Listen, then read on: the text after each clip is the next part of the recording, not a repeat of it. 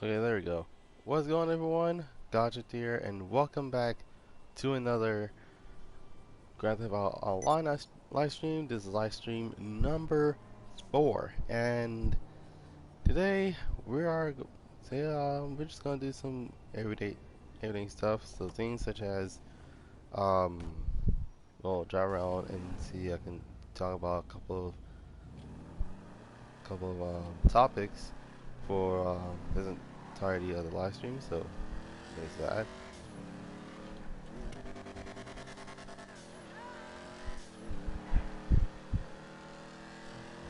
Alright, so, um,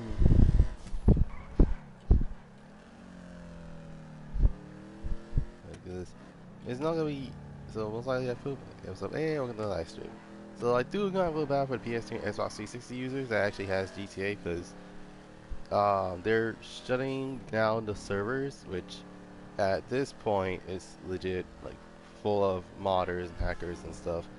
But, mainly, is mainly due to the fact that the game has been out since 2013. Keep in mind, I was 13 still when I was 14 when this game came out, and now I'm 22 playing this game, which keep in mind came out in 2013, and it's still gonna be released for PS5 and Xbox Series X. I'm just hoping they bring in GTA 6 because it's one thing that we don't want a repeat of is the repeat of re-releasing every single time there's a new generation of consoles. So it's like, oh, okay, let's see what we can do here. Oh yeah, there is. I was like, oh yeah, you still want to? I was like, oh, you want GTA for PS6 and the new Xbox? Well, too bad, because they're doing GTA 5 instead. It's like, no, what are you doing? Also, it's not a repeated week. It most likely would have been an extended week. So, like example, the NT-XF is still the podium car, and well, as you can see, I've been had the car since last week. So there's that. A reminder to our VIP members, take advantage of our luxury valet, limousine, and helicopter services. Jesus, I already got the car. Leave me alone. Alright. I can already tell I'm not gonna get a good price. Come on, please, Mr. E. Nope, it passed up, Mr. E. I knew it. It's clothing. What in the world? Why you big this t-shirt? Dude, can you believe Cyberpunk is coming back to PlayStation?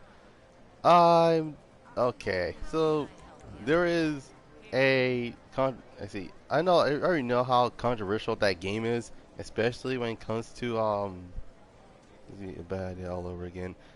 I can tell because like that game is pretty much had a lot of controversy around it. Like for example, how the game was so buggy that they legit take it off and then they had to do it all over again. So I'm hoping that in if that would be the case, let's just hope that they actually fixed what was broken in the game, because apparently there were so many bugs, there's so many glitches, and heck, they even got the heck, even the rendering, not rendering, but like, and heck, even the graphics ended up getting lowered, and then they brought back to the way it was. It's like, oh great. It's gonna be. I'm just hoping. I'm hoping it's not the same case like Gran Turismo, where literally, like the moment that you get the game and then you play it for a while, and then all of a sudden, boom, your game crashed because there's too many things going on. So I'm just hoping that's not the case.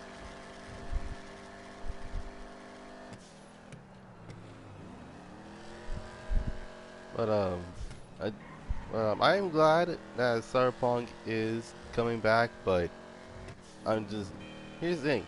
Emphasis on the words glad, because yes, I'm glad it's coming back.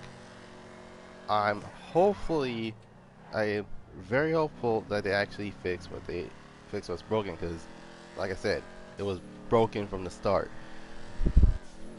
Like they have, okay, I know like the game's supposed to release 2014, and keep in mind that's when like the PS4 and PS4 and Xbox Ones released, and it did not do so well.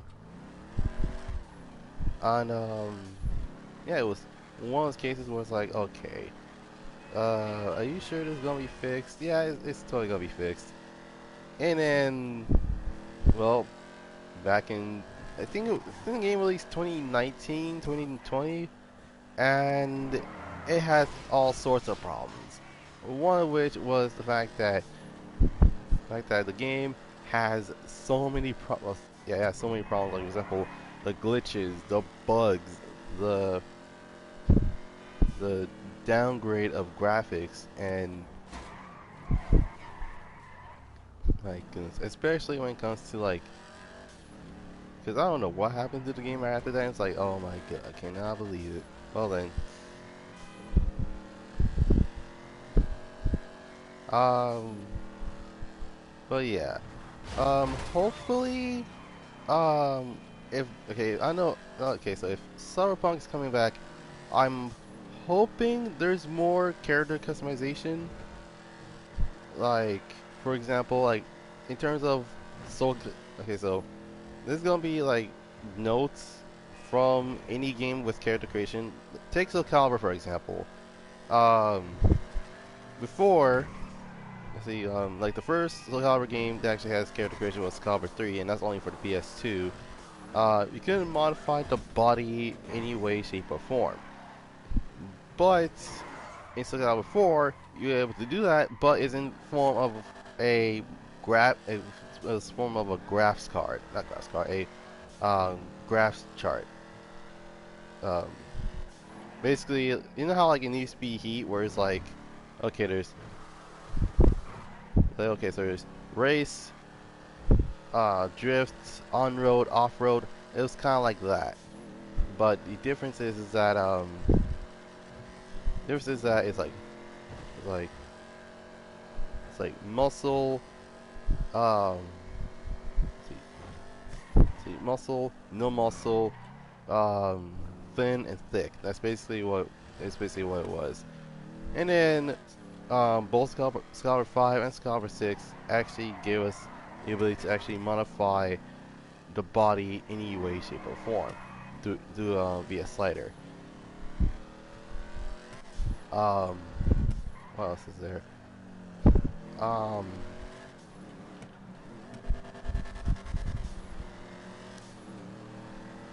the other thing I want, um, there's another game that I know that actually has character customization, and that is the Dynasty Warriors games. And even though yes, they kind of started the slider thing, um, I think along with like I don't want to just like pick a face, then not modify the eyes or modify the nose or anything else, but just give us at least a bit of detail on our characters, so that way we would know what our characters gonna look like. And the thing I have not seen in a while is the fact that the is acne, or actually some sort of like special feature behind the character behind the character's face. For example, like they might have a scar, they might have a mole on the face, or heck, they even have or heck, at least have the, or at least you can actually have one eye being a different color, or basically it's literally just the small details that might be picked. Even though I kind of being nitpicky by saying all this, but I do like me some character creation. That's the only thing. That's the only reason why I will play Cyberpunk, is because of the character creation. Um, but that's just my opinion. Um, what else is there? Oh, actually, clothing customization. I have not seen anyone doing clothing customization before. Like I know the game is already out, and basically it's too late to actually go for ideas. But hey, we can all dream, right? um,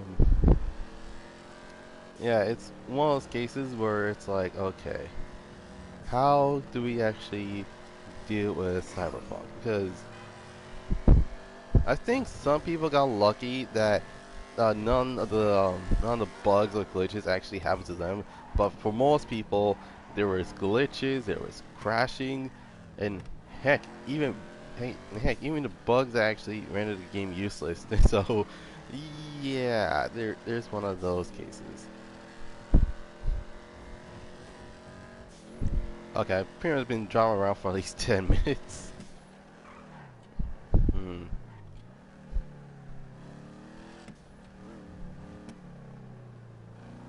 Okay, time to look for. Okay, there is a gas station, but you know what? Forget it. This is.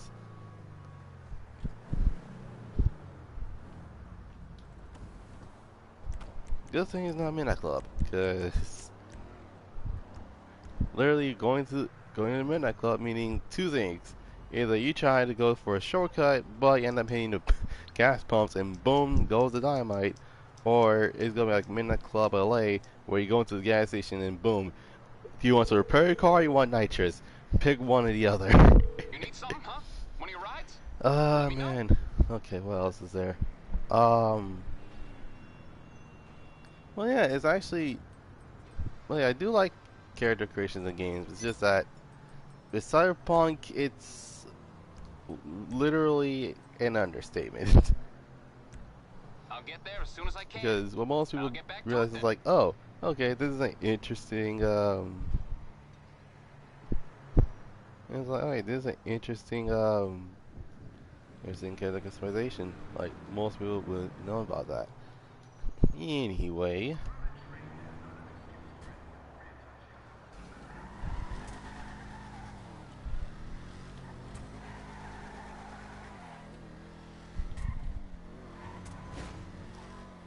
alright.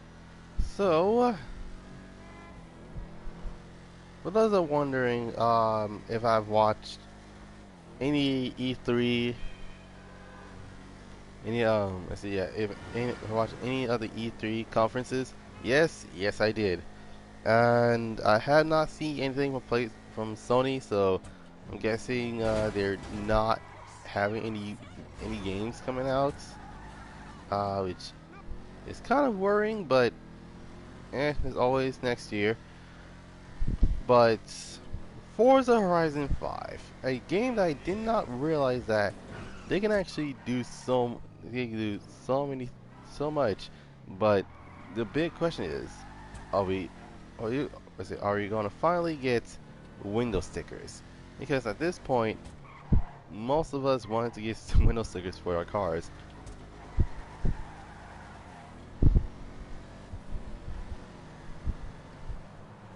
Uh, anyway, so you're wondering, okay, and actually this is a very big question. Am I going to get Forza Horizon 5? The answer, maybe. But I'm getting the game for PC. Um, so I was wondering, am, wonder, I will join. Okay. Actually, it's a public lobby, so so you're good. Like I literally hop out every single lobby, and I'm like, you know what? Please just give me a lobby so I can actually drive around without a tryhard trying to shoot me down. Um, what was I saying? Oh yeah. So Forza Horizon 5, a game that I most, a game that I'm mostly trying to tell people that you cannot make a game like Forza. Like it's impossible. Like Forza is its own identity, and basically if any game could be like Forza Horizon 5, then get a ton of friends that should. Actually, the reason why I need okay, so there's a good reason why I want to a uh, do a public session. Is because I actually want to do missions that involved the nightclub as well as the vehicle cargo. So that way you can actually you will have goons going after you. So there's that. And trust me, I know I tried it yesterday, and my goodness, you wondering how worrying it is to actually to have a bunch of sunrises coming after you. In fact, oh my god, it's happened legit last night. Like no, let's have some top H cards for me. I'm already done. So this. Besides, I think well, I'm not set yet. I think so. For the most part, my goal for this stream is to actually gain not gain all the cards back, but um, basically the goal for this stream is to reach okay, what would be a good goal? I have 4.1 mil, so I believe either 7 to 8 mil. And the reason why I say that is because because literally next week we're supposed to get a new update, and let's see, it's not just a new update, but it's supposed to get the second of the 3 mini updates. So the first one is all new, is literally 8 new stunt races. Then it's supposed to be either the return of Shotaro or it's gonna be the survival maps. Well, so here's the deadline I'm excited about.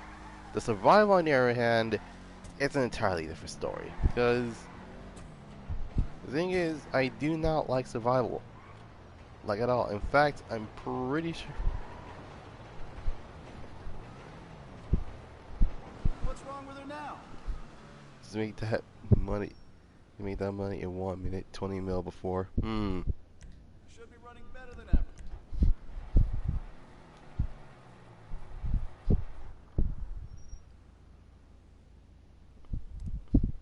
Oh, actually, I just thought about it. I could have made it to a resto mod. I literally just thought about this.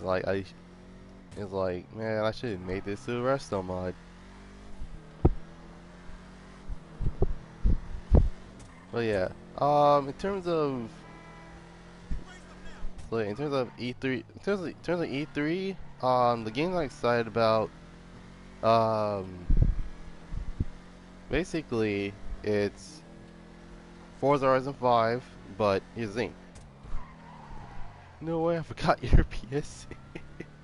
Oh my god, how? How in the world do you forget my PSN? Ay, ay.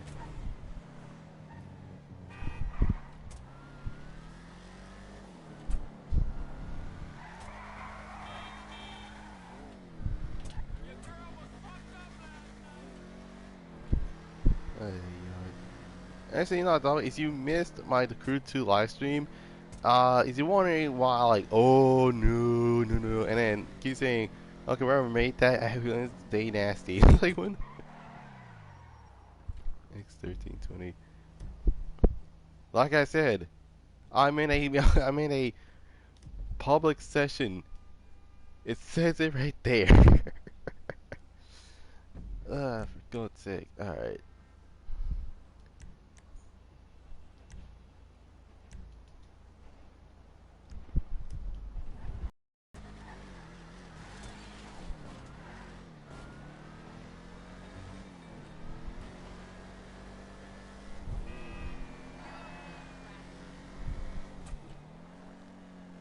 Alright. Coming to some of the terabytes, because sometimes the terabyte is actually the easiest way to. Actually, I did all my all my operations through the terabyte, so I should be able to do what needs to be done. Okay, that's kind of far, but it's not close either. Okay, it's time for me to during cargo stuff, then fill up. No, I usually use the terabyte for vehicle cargo because why being well unless it's a race, then I have to call in a different vehicle. Okay, so if I remember correctly, yep, it.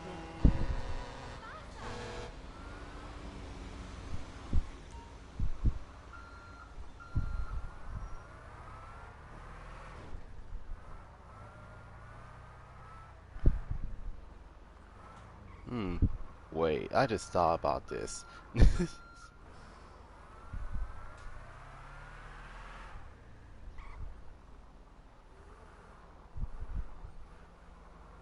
I literally just thought about this. This spot right here was the only reason I'm able to actually do what I need to be done. Okay, so let's have me to call in a different vehicle. Because I do have a feeling that one of these is going to be for a race. Or I can actually just wait until I see what the details for that vehicle is. Yeah, there's that. Oh snap. I completely forgot Skiro Surf. Because do not feel like yeah, messing up. So there's vehicle cargo. I'm glad that it's actually extended till the 30th, am I correctly? You got the details on that car? It should be parked and wait. Okay, so we have a parked car. Time.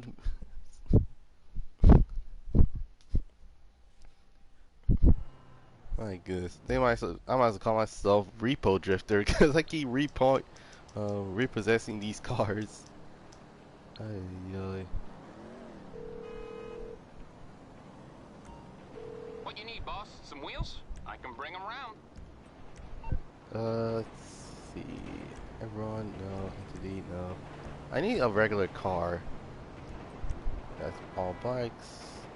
Regular car, regular car, regular car. I try not to grab something crazy, so there's that. Oh, Buffalo. I'll bring it by. Okay? Alright. I got stuff to do. So in terms of, so this is the biggest question. Will I be getting Forza Horizon 5? Maybe. Because I have a PC, so most likely when it comes to the PC that's made by Microsoft, usually it comes with one one thing only, and that is and well, unfortunately, it's not a gaming PC. So not a gaming PC. It's a gaming laptop. It's not a gaming laptop either. It's just a regular laptop that I'm able to play games in. So yeah, um, if it's possible, get a gaming laptop along with an Xbox controller, because I mean, trying to be as authentic as possible. And I know what most people are always saying, just buy an Xbox Series X. Okay, but where am I gonna put it? Because on one hand, I don't have any Xbox games on me, so that's a big old bust right there. Oh my goodness. I mean, then again, unless one of my unless one of my uncles or cousins actually had an extra had a legit extra what's that called? And they have an extra Xbox that they're not using. I'm like, okay, I'm down. I might as well just get it and then go to the nearest game store and buy buy all the Forzas and pretty much stream the mess out of them, because you never know. In terms of, even though I haven't played the games, I do know what they are. So essentially, it's kind of like Gran Turismo, but you can customize your cars. So that's basically what it is. Now, speaking of speaking of the two, not two. Basically almost all the Forza games until Forza Horizon, not Forza Horizon. Yeah, Forza Horizon was like the so Ah, son of... I'm stuck.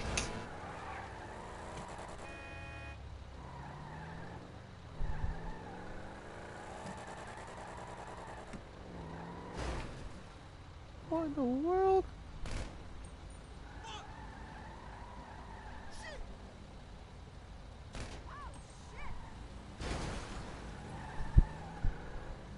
Okay, they're making this worse. Car is getting crushed. Oh my god. A makeshift crusher. That makes absolutely no sense. I try not to pop my tires. No, they made it worse. Help! This doesn't make no sense. Ay, ay.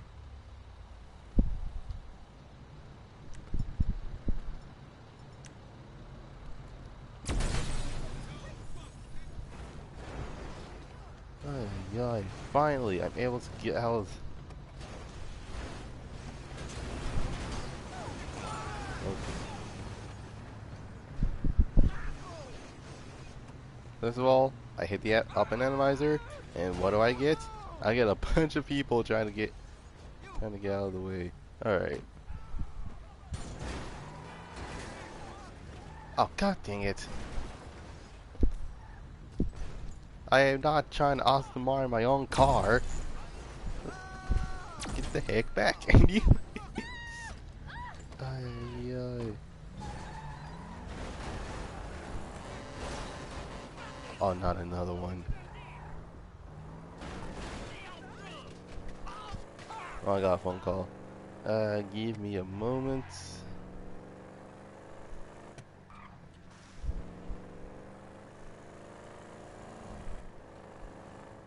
Just need to park right here. Alright. We're back.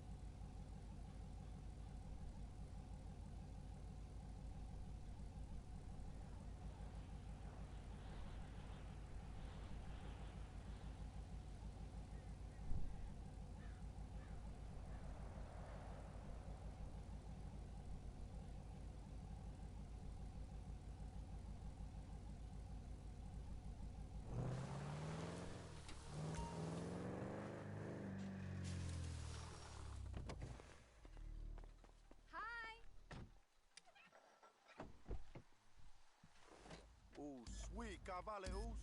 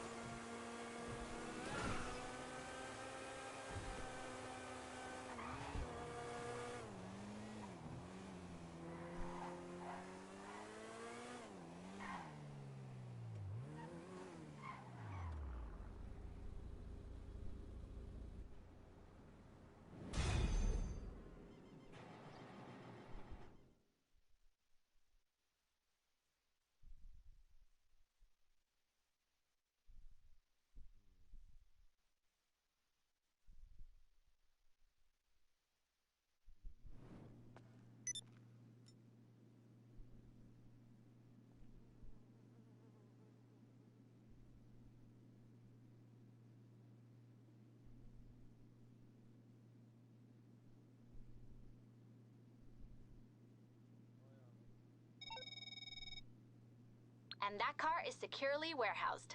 Come back and log on to SecuroServe if you want to take a pass at another.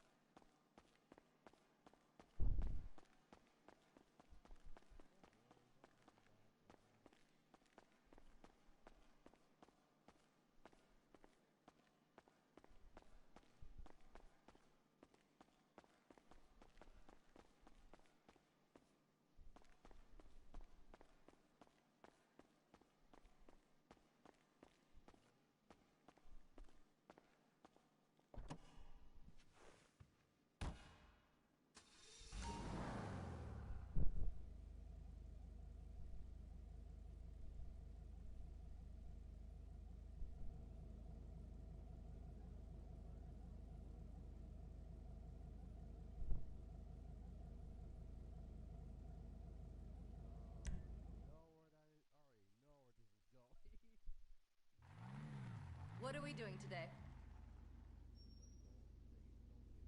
What are you after?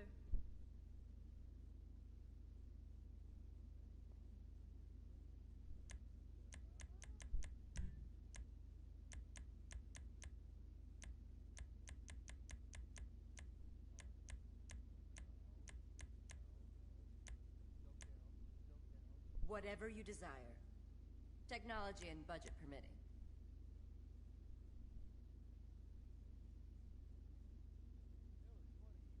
Your cosmetics are on point. See you next time.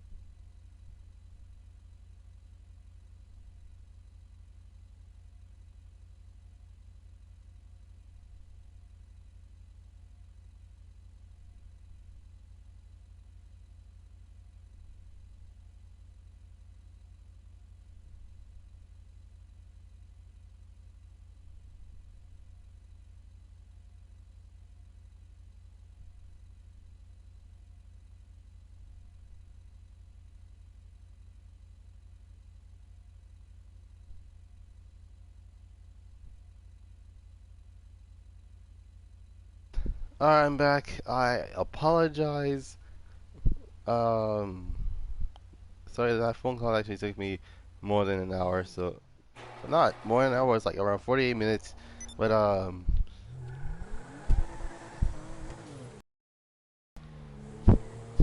alright.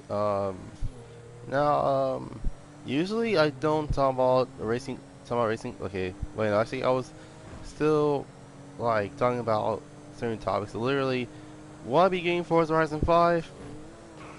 That's a good question because if anything, I still have a regular PC, so I won't. So pretty sure in order for my game, in order for Forza Horizon 5 to actually, you know, play, to play smoothly, I might need to get a new PC.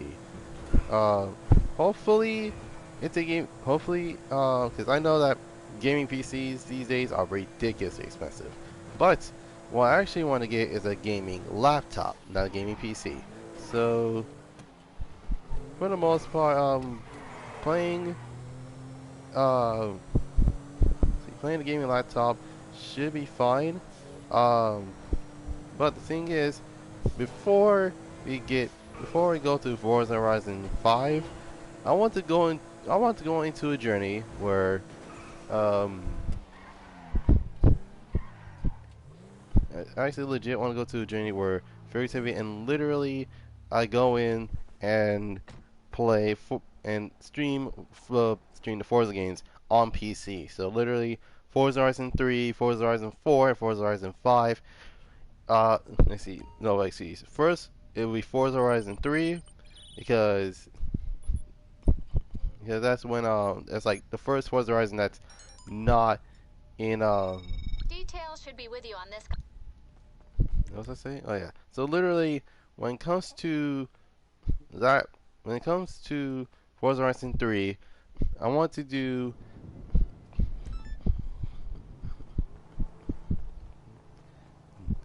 I just want to do Forza Horizon 3, so that way I'll be able to actually play it without any problems. Forza Horizon. Actually, yeah, it'll be Forza Horizon 3.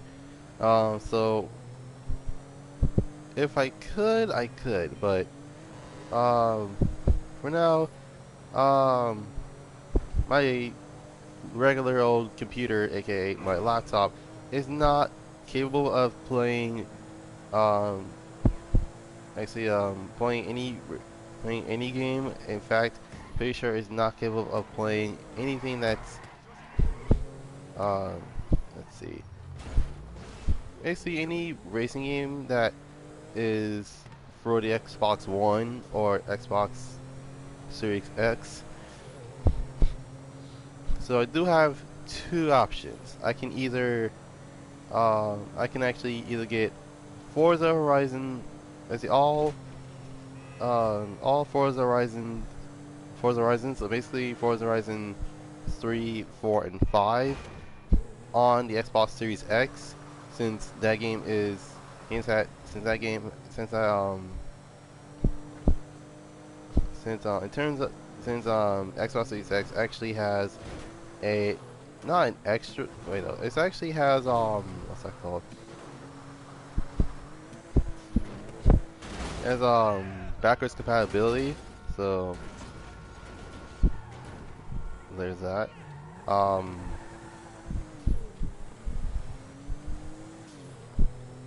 and for those that still, or I can, or, and that's a giant or, I can I can actually, um hopefully I get, hopefully someone, hopefully if one of my cousins is getting an Xbox um Series X or Series S, or they have an extra Xbox Series X, hopefully um hopefully they actually donate it to me, because I actually do want to explore the Forza games, even though I saw it in my childhood, like no joke, I played, not, it's the fact that I played the demo of, I already know where this is going. I do not. I repeat.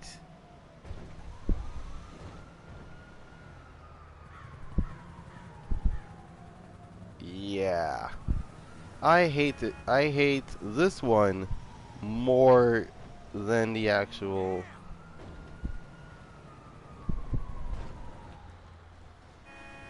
Fucking cocksucker!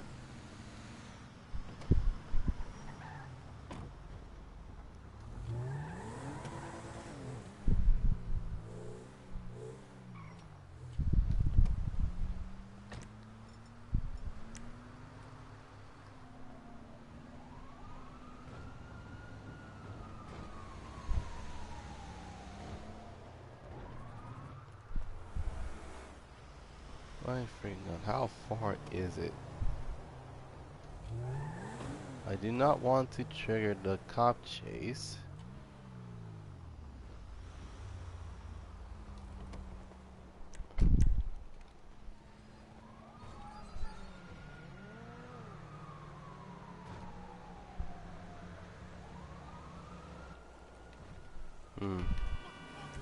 I have an idea. I have a legit idea.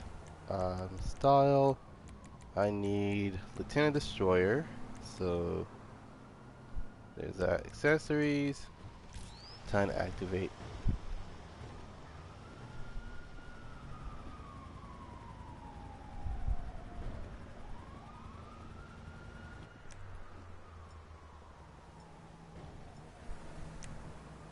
Hold on. Try not to hit anything besides the driver.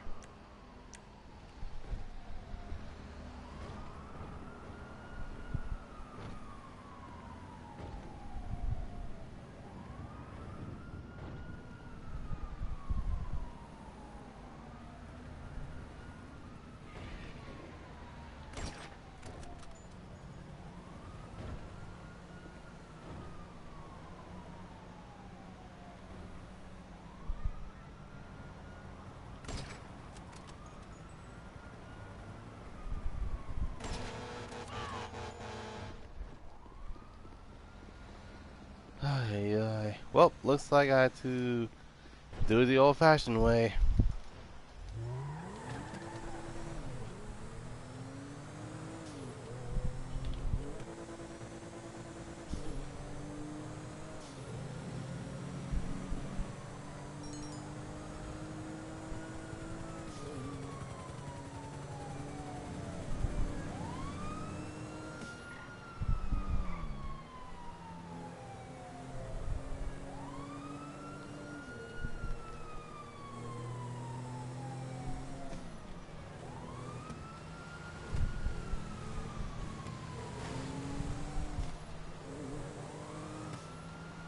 And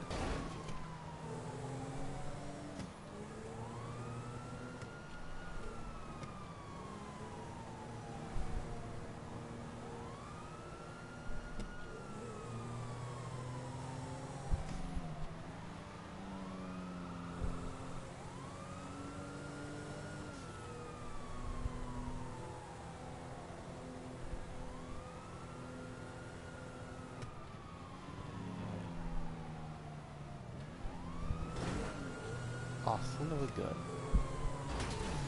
Oh, you.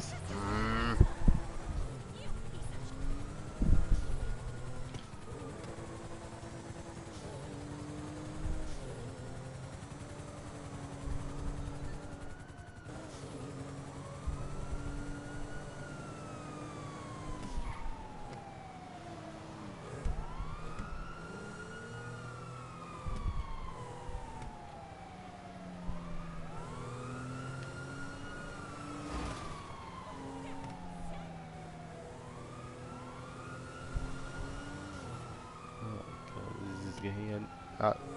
This is going nowhere.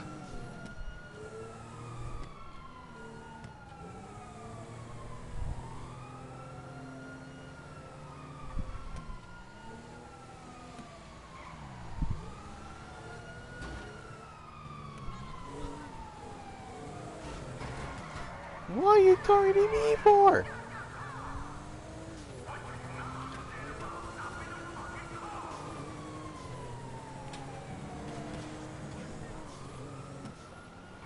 Okay, okay, I need to tackle the driver right now.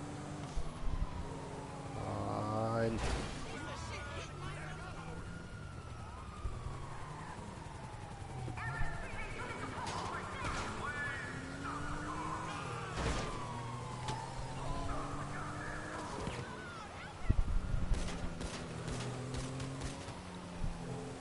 God, finally.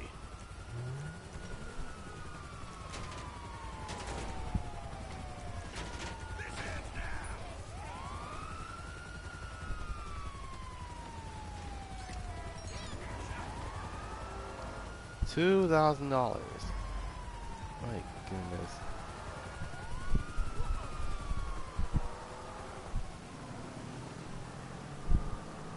The worst part is that I really do not like this submission because it's one of those cases where literally, like, it's easier to actually take out the driver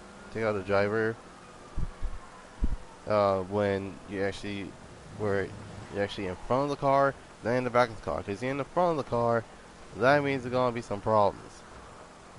Ay, ay,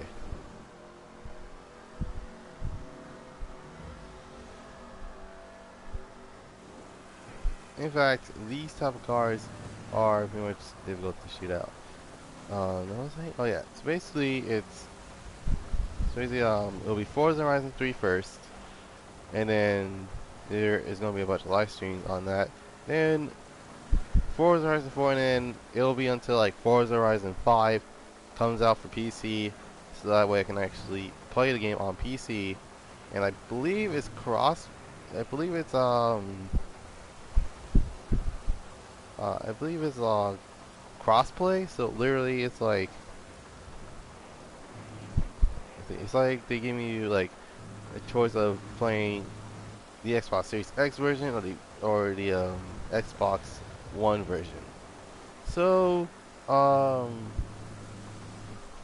I do have a good question. Um, I do have a good question. Which Forza Horizon should I start with first? Because I don't know. Um, because obviously I don't have an Xbox. I have a PC, which in turn has Xbox within itself. So literally, it's like they give you um. Remember correctly, they actually give you It's literally like, alright, they give you this version of the game, and it's like, okay, that makes a lot of sense. Um, in terms of other games that I saw on E3, well, unfortunately, I don't have an Xbox, so basically, Back 4 Dead is gonna have to wait. Um, let's see, what else is there? Um, I know the Sea of Thieves is getting a collab with Pirates of the Caribbean, and it's pretty much an interesting thing. Unfortunately, I didn't see anything from Bandai Namco that interested me the most because I am hoping for something from Soul Calibur. Um, so there's that. What else? Um, I think in any case, it's pretty much it's not redundant, but it's more like if they have a choice of giving us more stuff to work with, then yeah, I'll basically would easily buy a gaming PC or a gaming laptop and then the buy any game I want. But the thing is, due to the fact that I have a PC, which surprisingly still works to this day. I had the computer ever since I started college. So, and for those who are wondering, that's literally, wait, 2017, 2018, 2019, 2020, 5 years. I had that computer for 5 years, and I still don't know if I should actually up to turn my own PC into a gaming PC. Excuse me.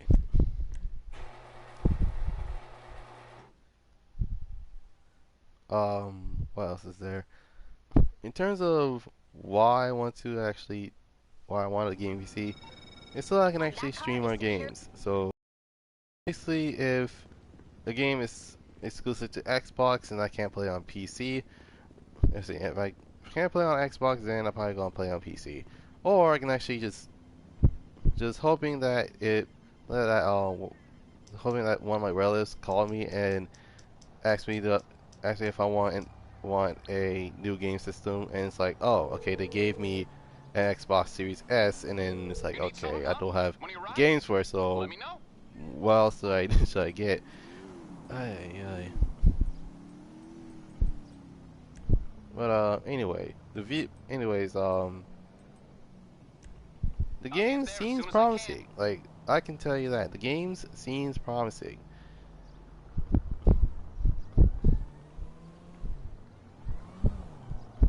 I see two Mini Cooper. Okay, there we go. Yay! One of my cars is called.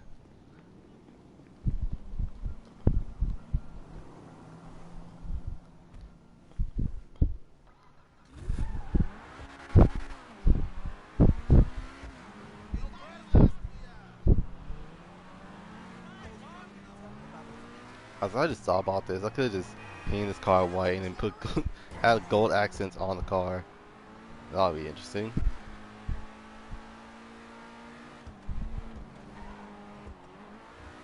Keep in mind, it has been a while since I wait. As I was saying, it has been a while since I actually driven this car. And for those that are wondering what this car is based on, it's based off the Lycan Hypersport. And for those that are wondering, the heck's that Lycan Hypersport? Well, if you've seen Furious 7, you will know that this car is that supercar that was stored in Abu Dhabi, and yeah. Hooray for ultra expensive supercars that has not been in the track before. My goodness. And I believe its successor is the Fenrir Hypersport. I think that's what it's called. Okay, the morality on this one's a little less murky. The car owners bet the pink slip. Ah, crap. Okay. I think I know what to grab. So a little less murky. That means it's a pink slip race. And not to mention, okay, so for those that are wondering, okay, I cannot tell which is which. Well, it depends on the dialogue that your assistant gives you. If your assistant says it's a little less murky, that means it's a pink slip race. Um, if it's um, but What do you need, boss? Some if wheels? it's like a I can bring 'em routine round. traffic stop, that means that the car has been pulled over and pretty much in success for pretty much in the process of drunk driving. Um, okay, I think go with the wait, no, actually, I have a better idea. If they want a race car, I'll give them a race car. Um, basically, they are It's coming at they you. are Okay, I 88. got stuff to do. Oh, I know where this is going. This is going to Mount Gordo. Oh yeah.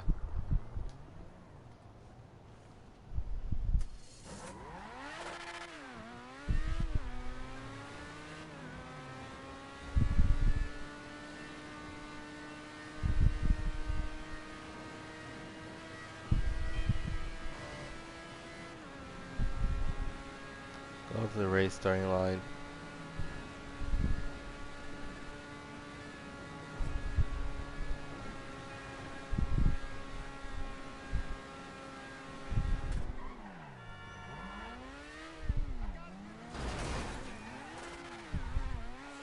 Okay, as long as the front spoiler doesn't come out, then we're good.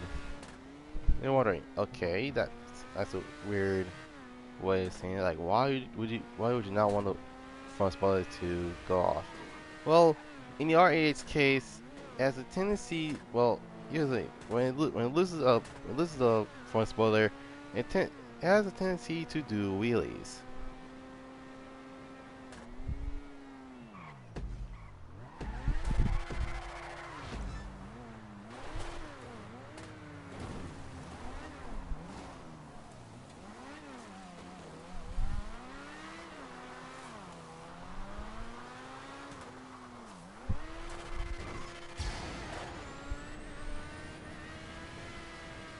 Like this. This feels like the world.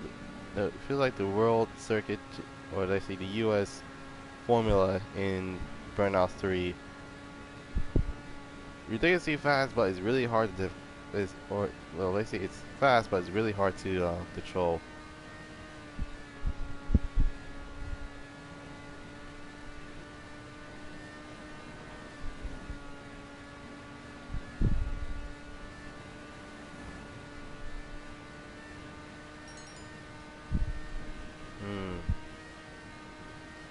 I was like, dude, it only has been 52 seconds.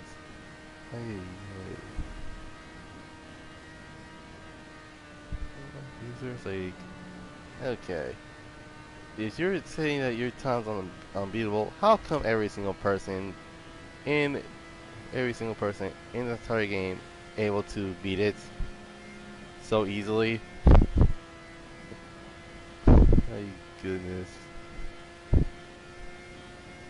And keep in mind, use the Roosevelt to actually, yeah, actually, that's a weird vehicle to actually do that time in. Because if I know my cars, that car came from the 1930s. You'll be lucky to actually, you'll be lucky to even scratch the 10-minute mark.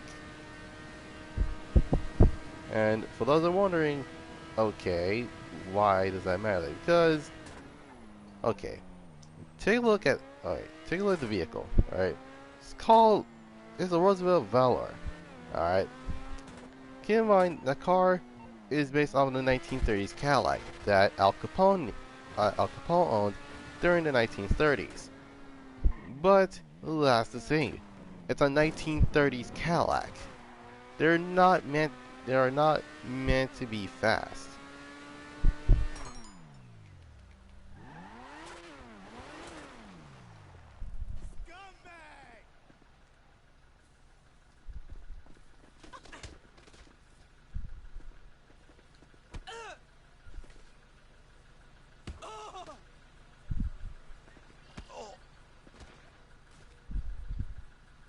Don't know why he bothered with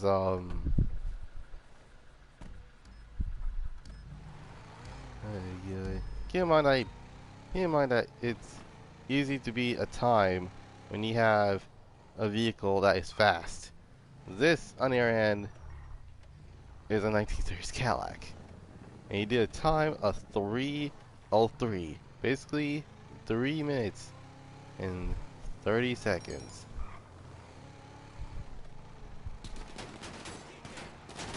What the? I'm wondering if there's a way to actually go through the time trial without getting myself chased by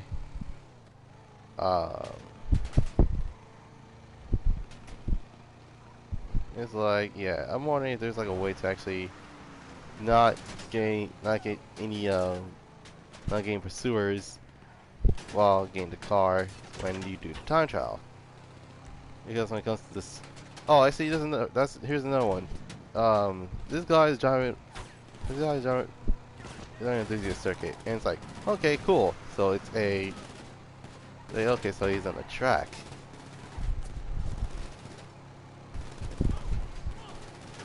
My God.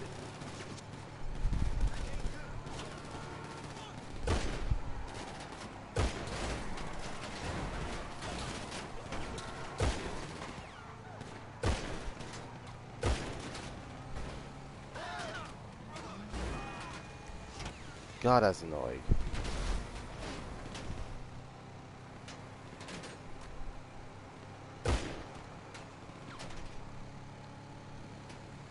Ay, ay. Jeez, they keep shooting the back of the car. What in the world, guys? Want to shoot at me or shoot at the car? Pick one or the other. Like, what in the world? Ay, ay. Now, in terms of the car culture update that they um talking about, I am guessing is going to be from. I'm guessing this is going to be either A, the summer update of summer update of last year, or it's going to be something completely different.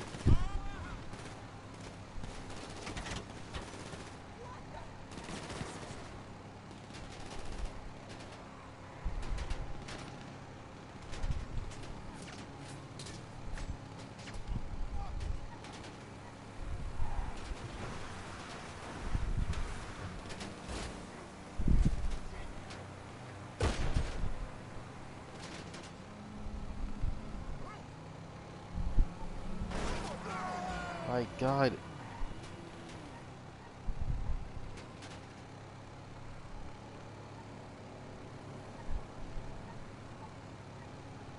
Man, they're forever trying to shoot up the car. Like, what in the world?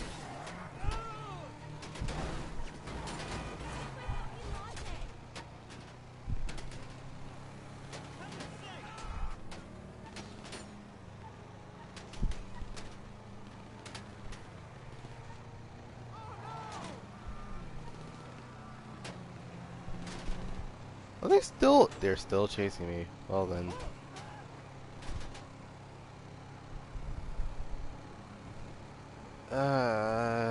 There has to be a way to not trigger the chase sequence where literally me getting chased while being shot at and try not to lose the value in this vehicle.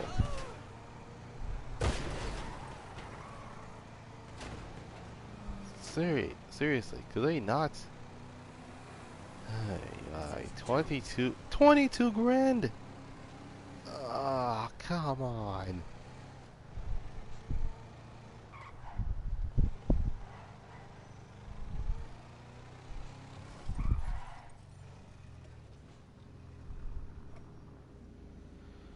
Freaking.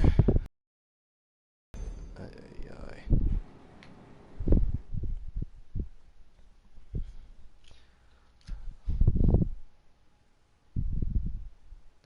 Let's see if I can actually.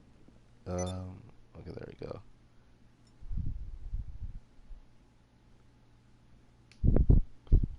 Hold on. Let's see.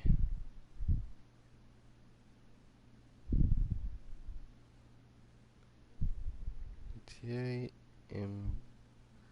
import export guide. There we go. All right, we are good on that one. If you want to source another vehicle, come by the office.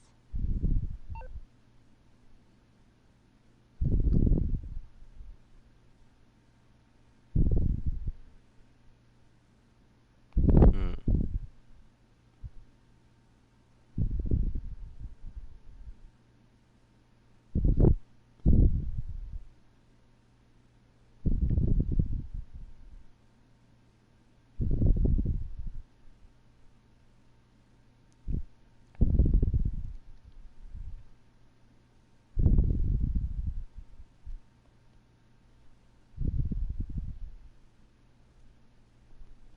Alright then.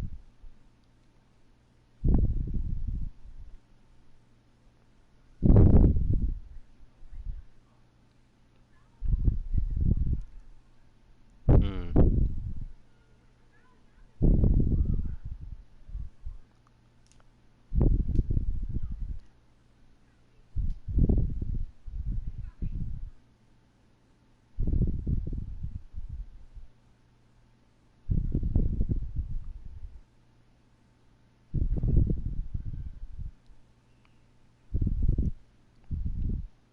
My goodness. Hold on a second.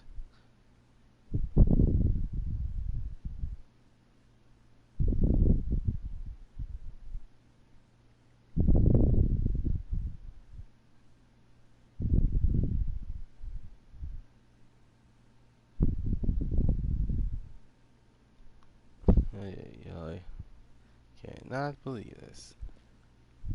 I was literally rolling a funny leaf.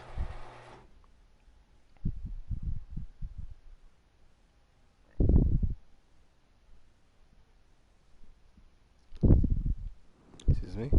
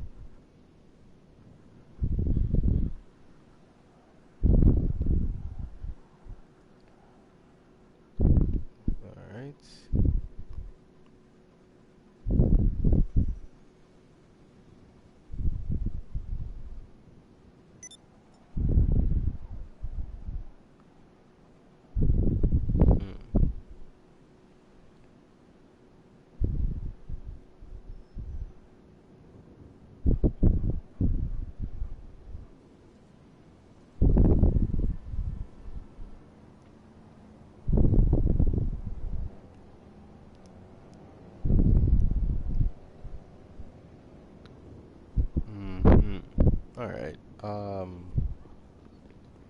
Sorry guys, I'm actually reading through the wiki about these missions.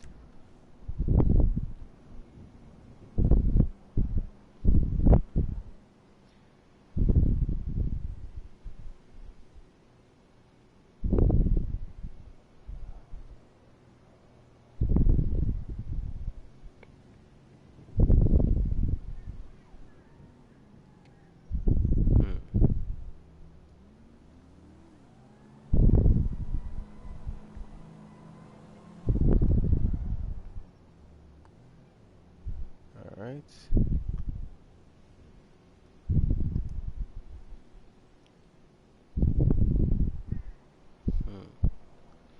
What's that? Okay.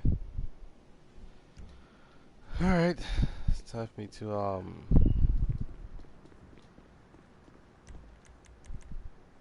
still in this outfit. Hold on.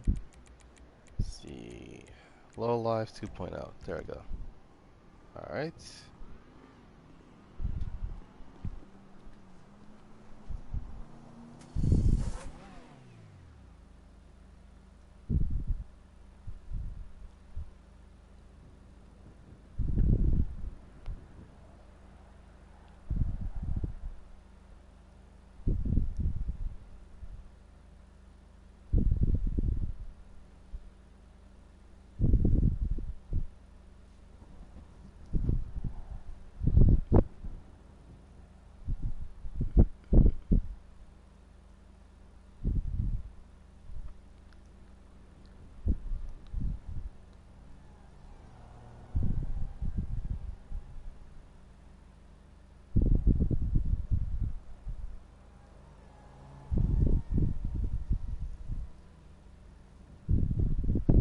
Okay, so literally regardless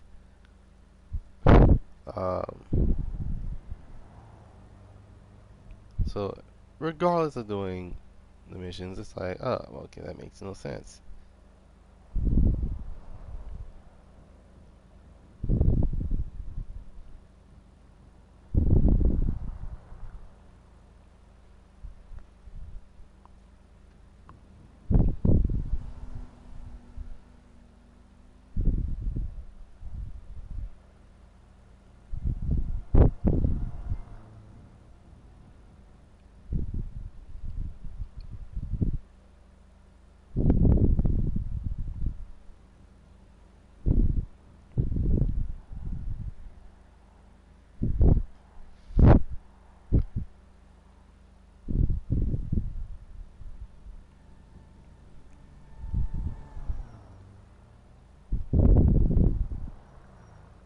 Okay.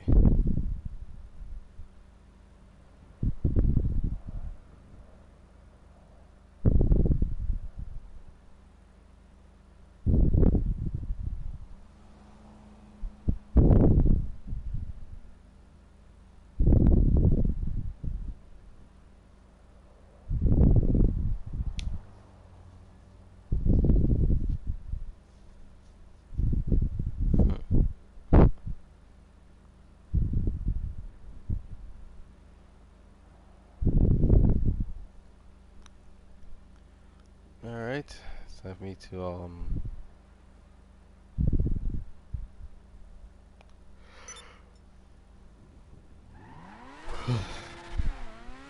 sorry about that. I actually was looking at my phone, so I can actually know if there's the response to actually not trigger the chasers.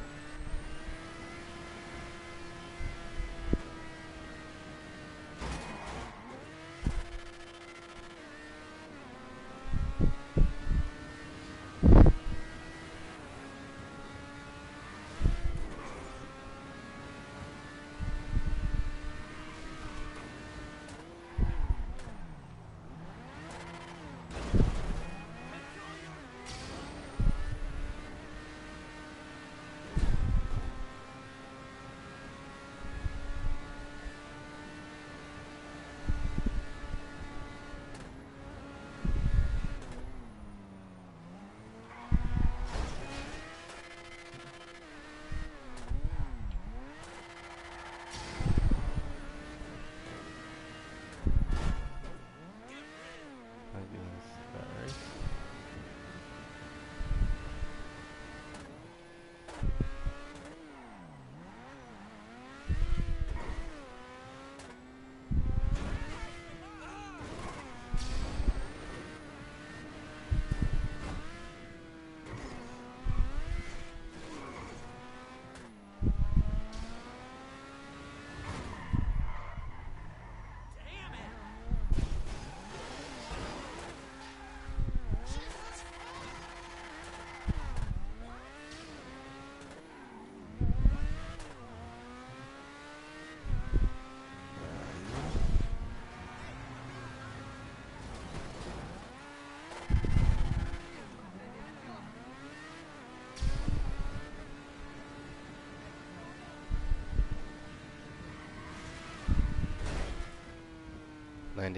Landed.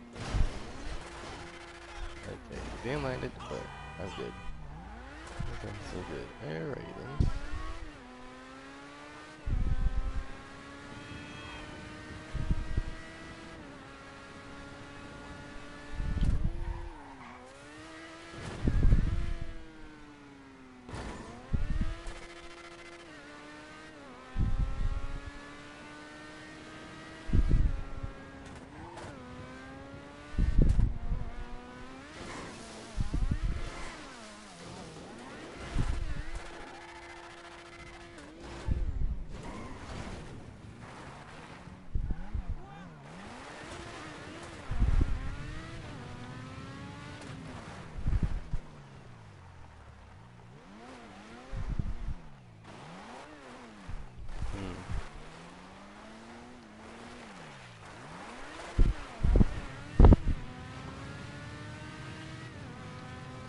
So yeah. Game. Anyways, the game looks. Anyways, the actual. The Forza Horizon 5 looks promising, but the thing is the fact that since it's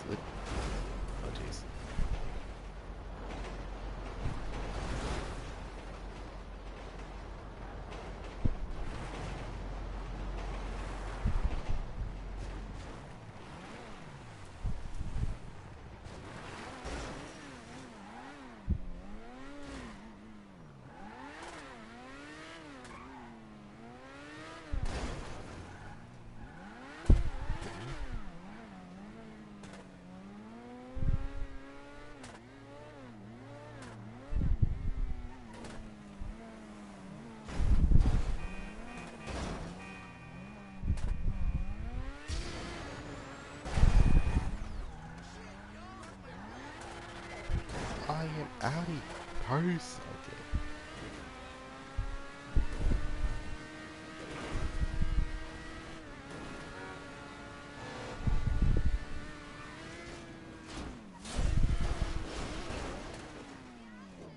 Oh, you.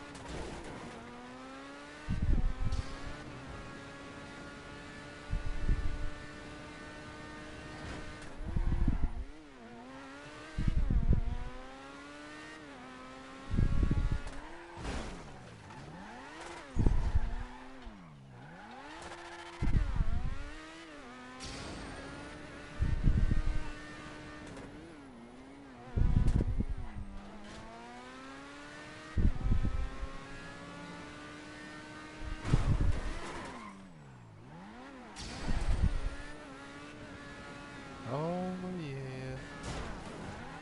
Ouch.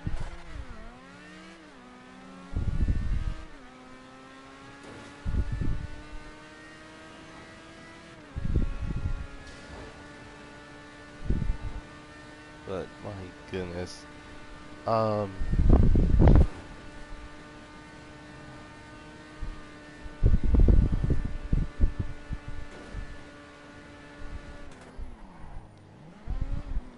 Now, in terms of any other racing games that I'm excited about, like I said, I'm excited for Car X Street.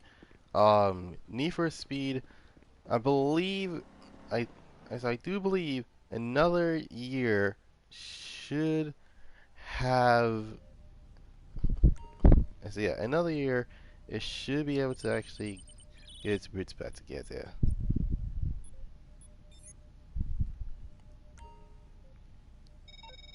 We've got a problem. This car. I knew it. It's the start of the movie. All right, and the ETR1.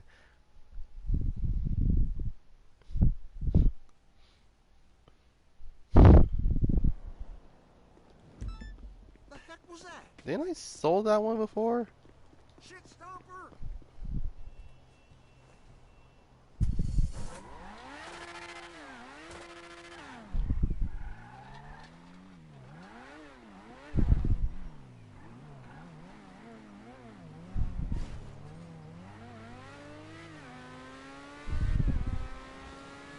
Oh, dang.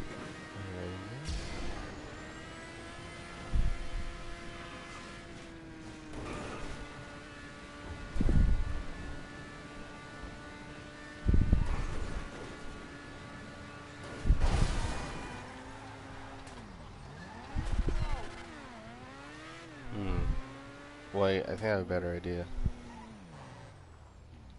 It's time for me to go, time for me to go spy mode. And if you're wondering, what the heck is spy mode? Basically, is that plus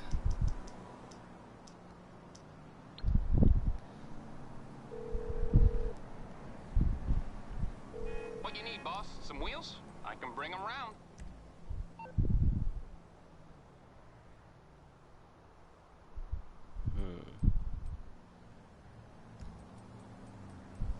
Dun, dun, dun, dun, dun, dun, dun, dun. It's coming at you. I'll get back to it then.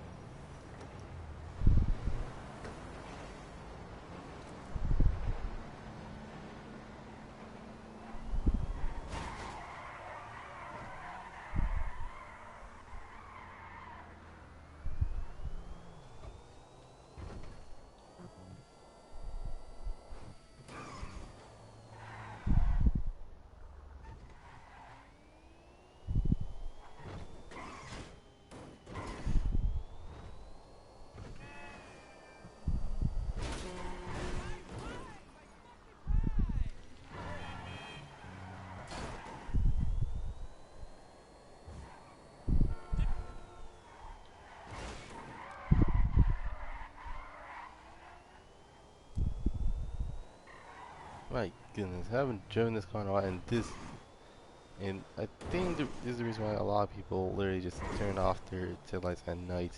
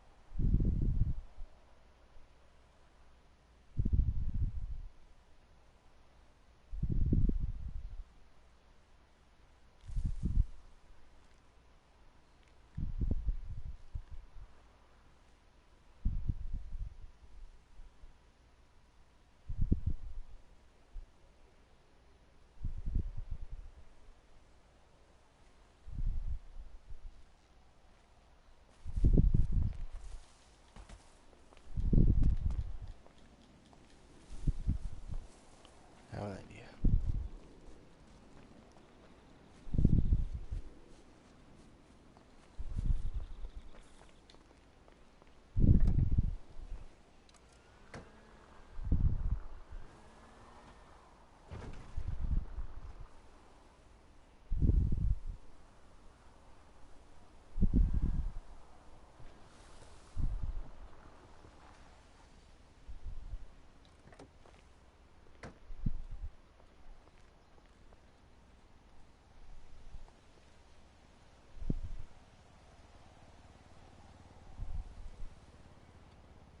Hmm.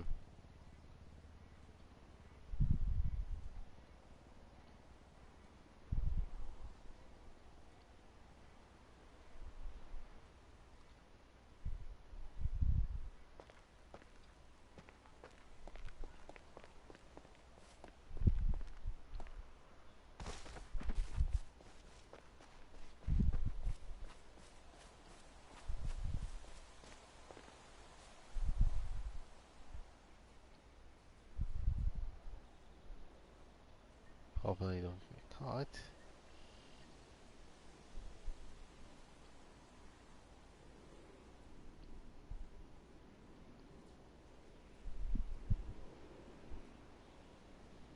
Come on.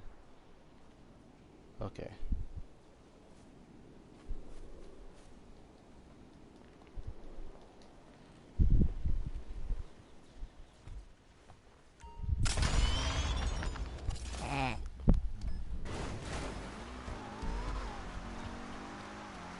Oh my god, I cannot believe I was able to literally go in and all of a sudden, boom, I am actually, boom, I actually got the car. No bullet, oh, I wouldn't say any bullets attached because, well, landed in the car, it's only 500 bucks, it should be good. Uh, Anyways, so, in terms of the future of this channel, what I want to do is indeed get myself a PS5 along with a couple games such as Gran Turismo 4 and Gran Turismo 7, as well as Car X3 and as well as GTA for PS5, and then um, basically that's about it. Everything else should be fine. Main difference is the fact that many, if not um, all the games I actually want to get is pretty much self-explanatory.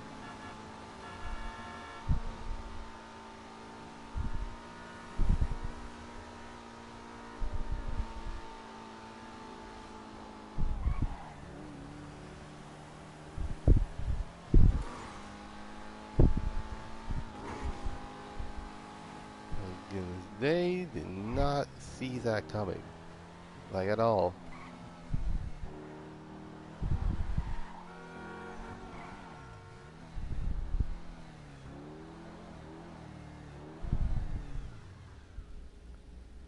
All right, it's just some scratches and needs a a headlight replaced, but hey, you gotta do what you gotta do. Anyway,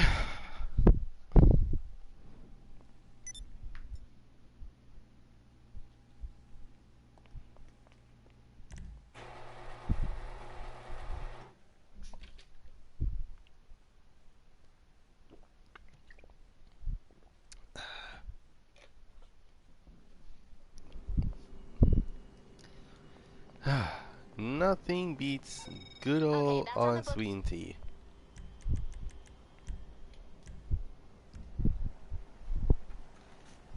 Do I still have food left? Yes, I do.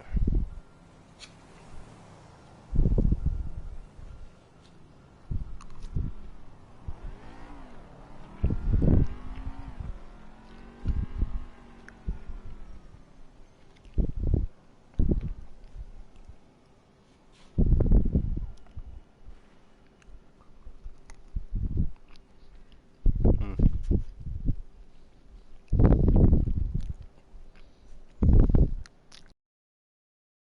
All right.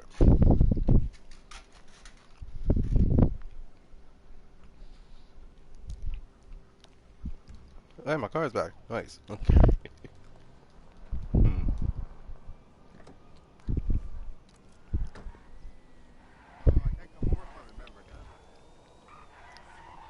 Anyways, so in terms of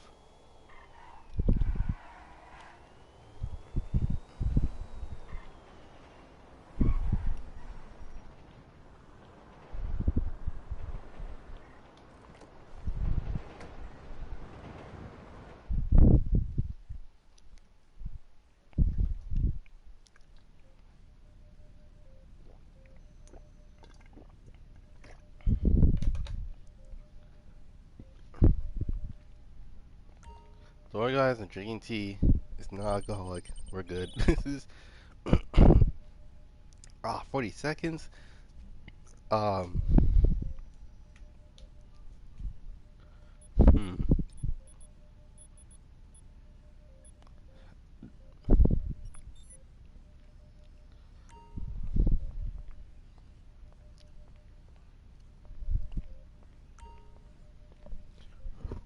Oh, excuse me.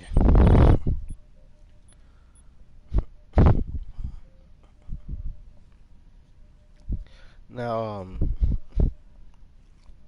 these are the goals I want to do when I get a PS5. I want to record Gran Turismo 7 along with Correct Street, as well as the games that I can actually get from the library to. Well, this car is being looked after by. God dang it! It's the heist one. Slick. Okay. I believe Slick. If I remember correctly, Slick is the Oh dear God! Wait. I know Regal is purple and yellow, and then there's Wait, I believe Slick is the dark green one, which I believe, if I remember correctly, actually sold literally yesterday. See, like literally yesterday night.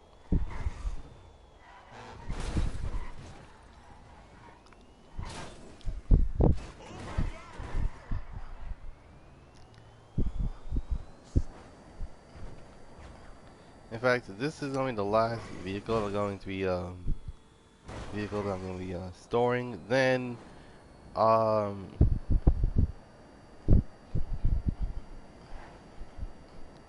once I'm done with everything else, I should be able to actually get the vehicle and do what needs to be done.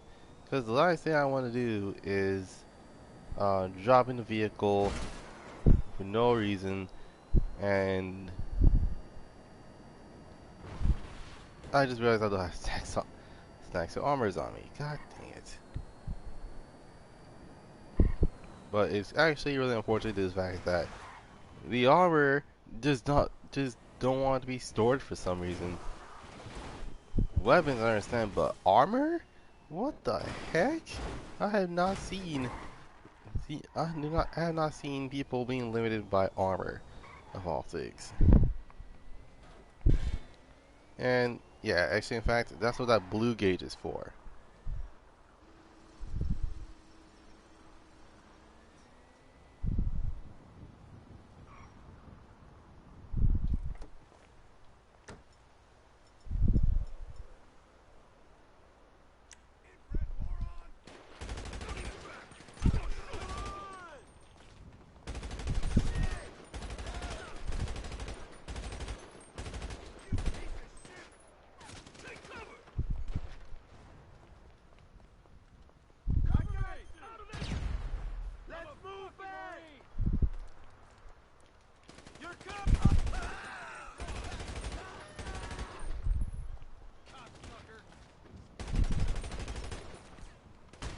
Oh god dang it. No!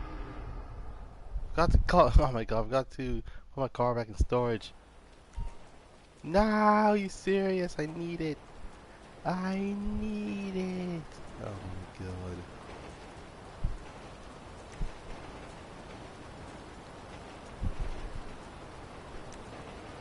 You know what? I'm gonna be doing.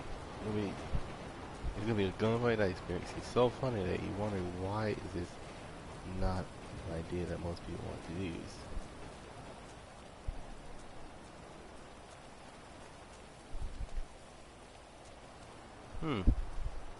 Okay, I could save the cargo bob. Alright.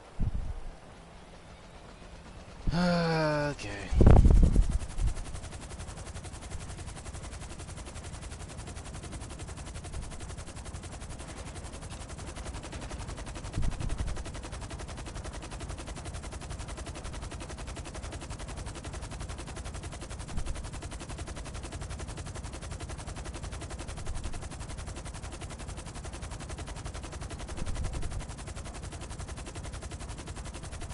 Alright.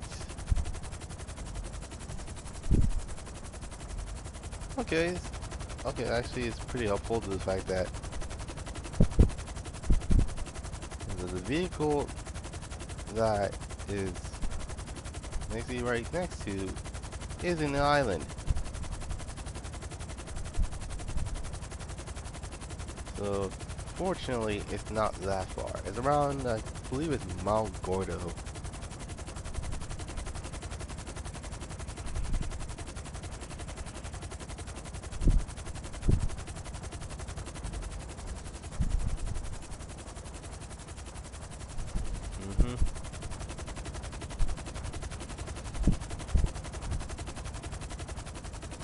I just thought about it to make matters worse.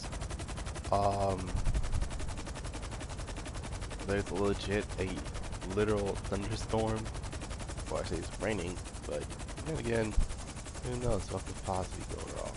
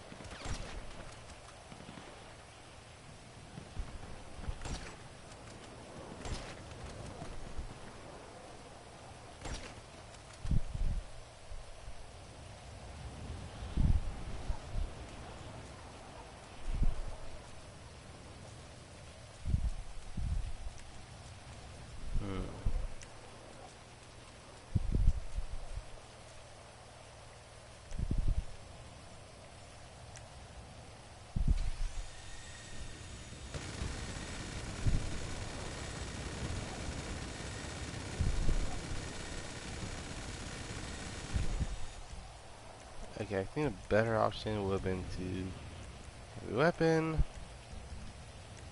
one RPG.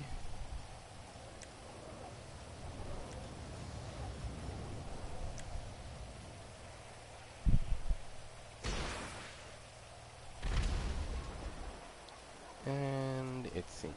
Alright then.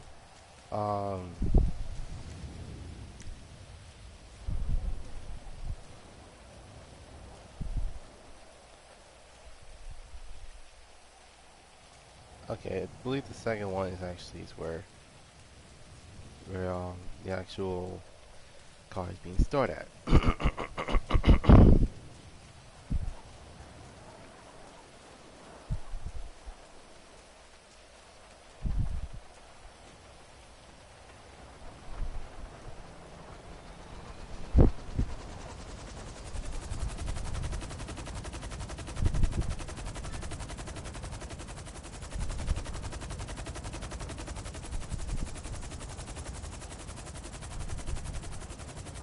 Oh, okay. So, wait, no, okay. So, okay. So, Slick is the matte black and orange A11.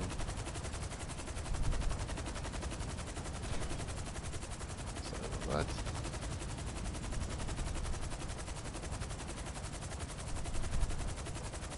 God, why would you hook up? Got it.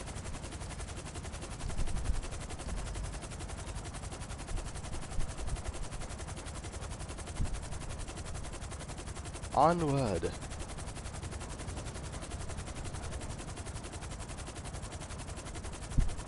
Good thing this car is lightweight.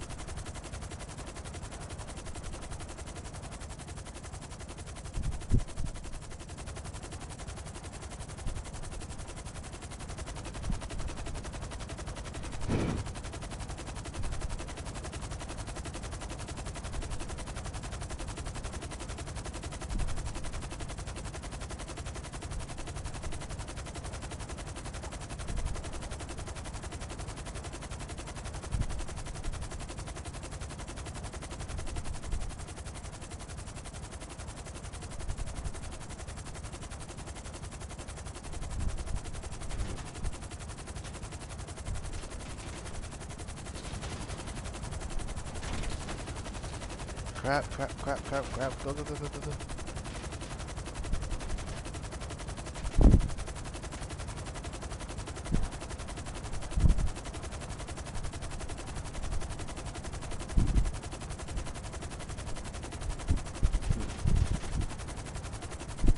Oh, another mention. I actually saw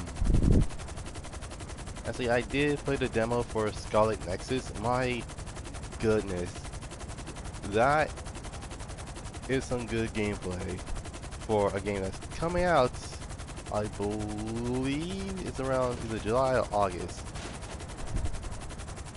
And oh, come on! Can I at least not have people shoot at cars that they're trying to protect? Like, in all seriousness, how many times how many people have actually seen this stupid trend before? You try to actually, okay, how many people have been there, have been, okay. Alright, here's a really good question. How many of you guys have have already know where this is going?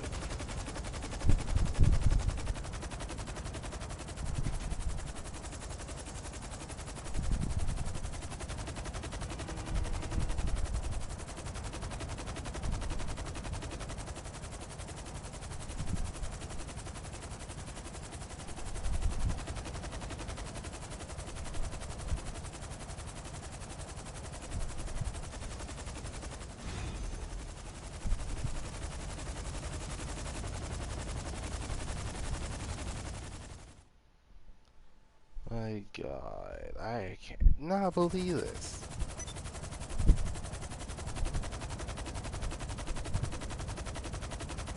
Good.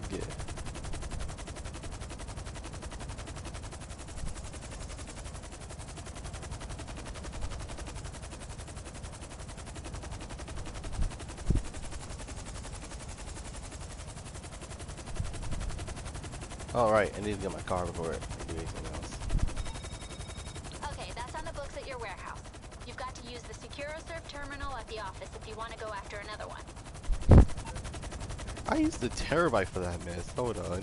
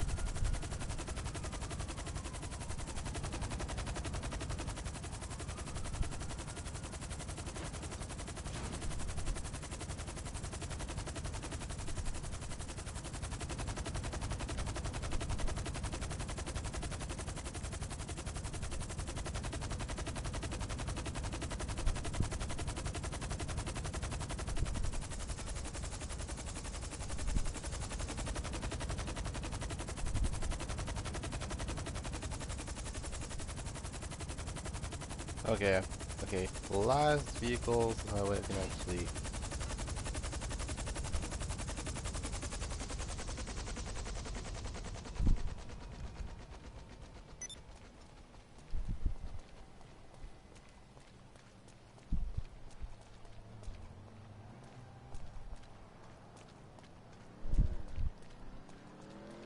Actually, I think it'd be better if I actually put my truck where the terabyte, put my terabyte what the cargo bob is.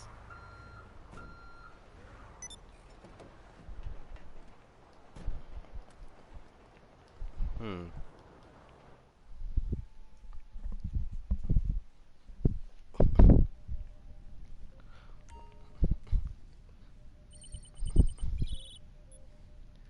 Alright. This is gonna be the last vehicles to steal, then Some amateur enthusiast. I knew it. Okay. Sleek. Wait. Sleek is that cream and red Osiris. Ay ay ay. Okay. No, the tip. God dang it. Ah, God. Freaking. Ay ay ay.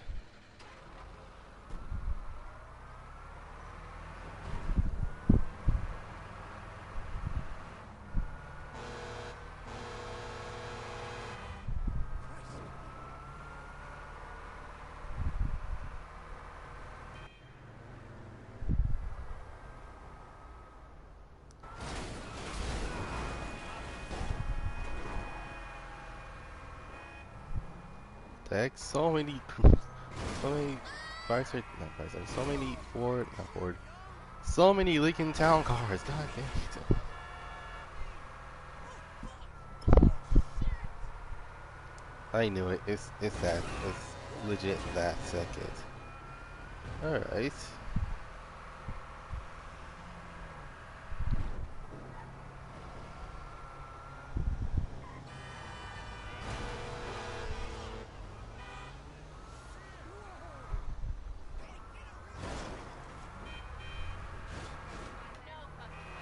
I was like, did you literally park your truck there on purpose? Yep. Why? Simple. Most people don't do that.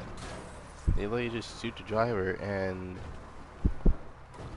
well, actually they either do that or they actually had a EMP to actually shut down the car, and then shut down the car, get out, get the car, and then voila. So wait, so you telling me that you did all that just to steal the car? Mm-hmm. Something is wrong with you. This is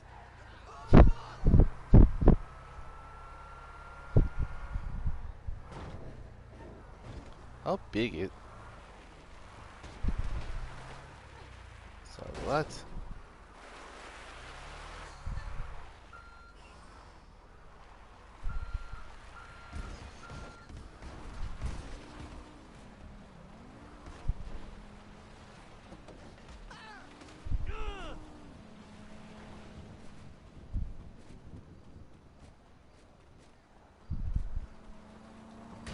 Oh, what the heck?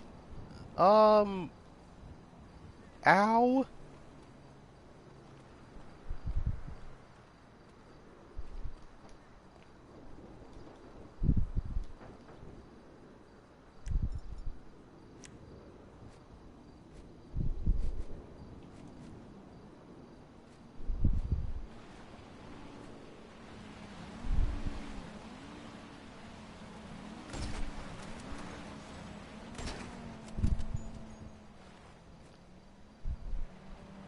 Yep, I knew it. He's trying to. The funny thing is that he's gonna try to find a way out.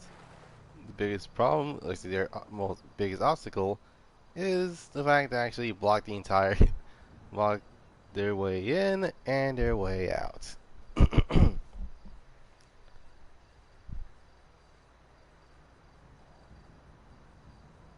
So unless they're going for, yeah, unless they're going to try to escape via, um,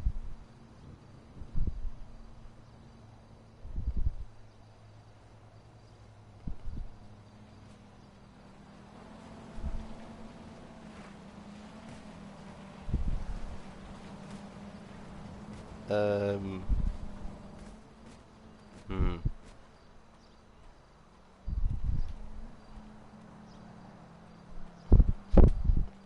Alright, time for me to call in a vehicle.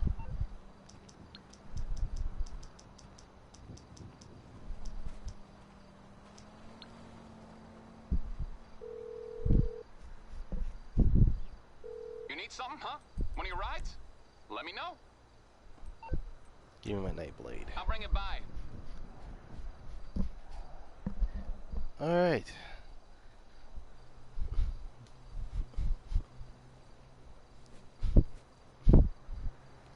haven't gotten sleek again.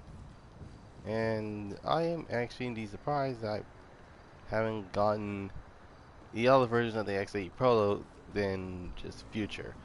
Now, for those that are wondering, why are there the two more variants of the for the vehicles in the collection? Because, well, for those that are wondering, what variants is which, and you can tell if they're like a part of collection or not by what in the world?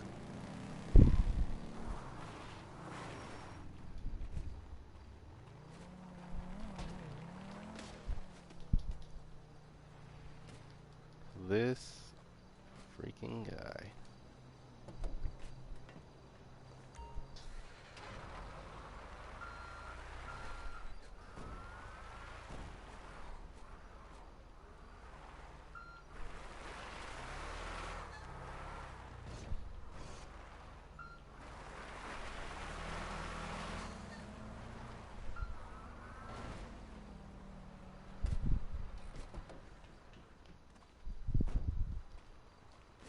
Okay, this should not take this long.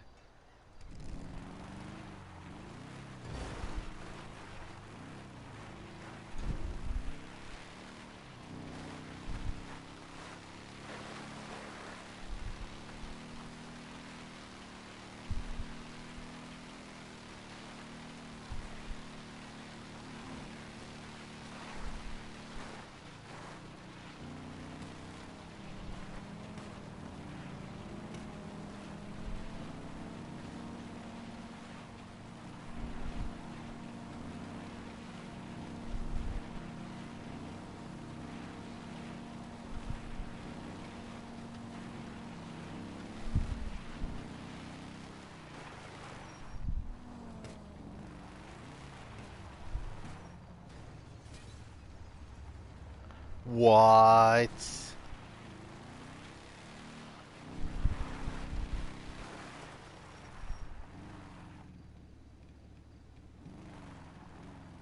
Wait, so you telling me that one of the guys got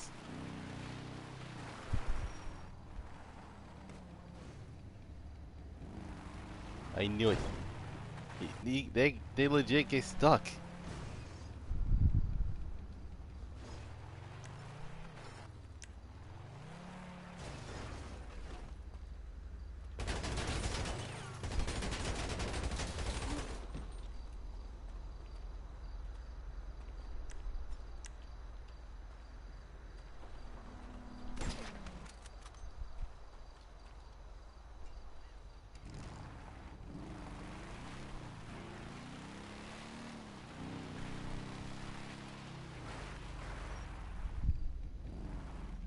Boom.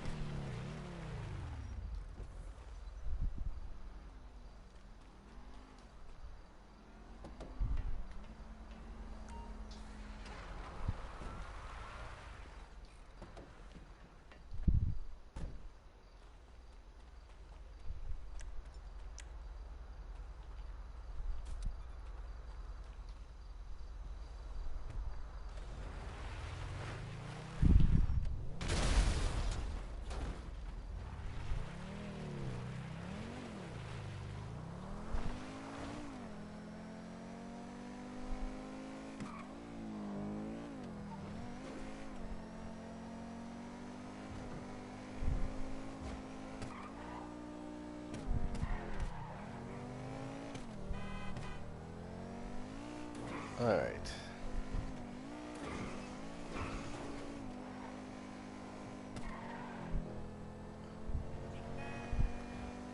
My goodness, cannot believe it. Anyway, so yeah. Um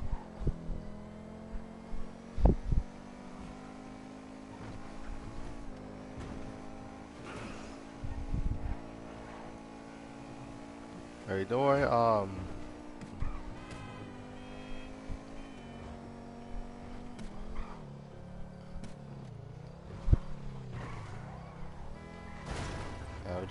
But don't worry, I'm still gonna be doing a top 10 of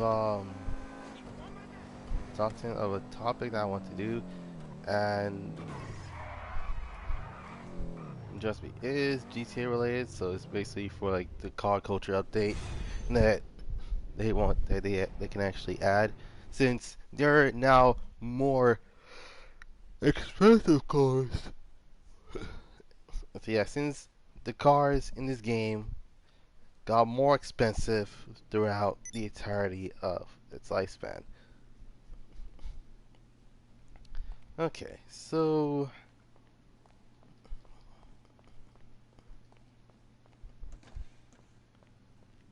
yeah. Anyway,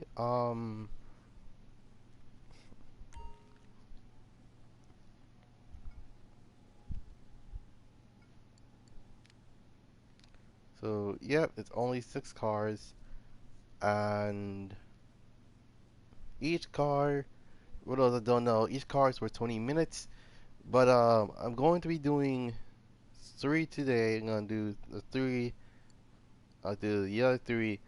Um, the other 3 when I end the live stream. Probably, I said I'll do. Probably gonna do that. Um,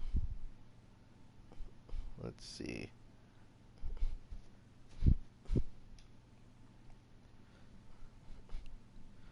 Let's see. I think Friday is when I'm gonna sell the other 3. So um, well, I'm wondering um, like which of the 3 do you want me to actually do? Because really, many people actually would want to do what needs to be done. Um, but before I can do anything else, I'll be right back.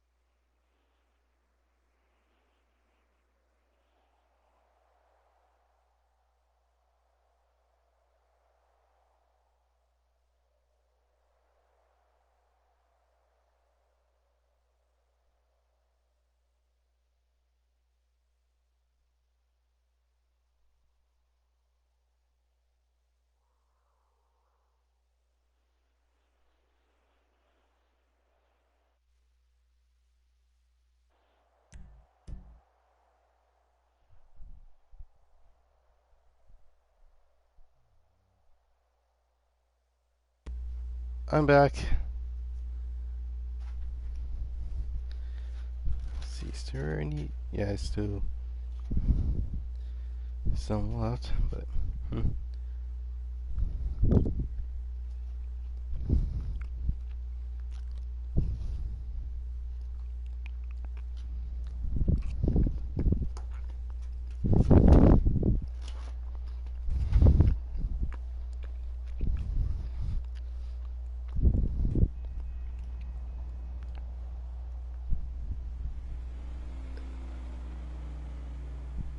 Alright.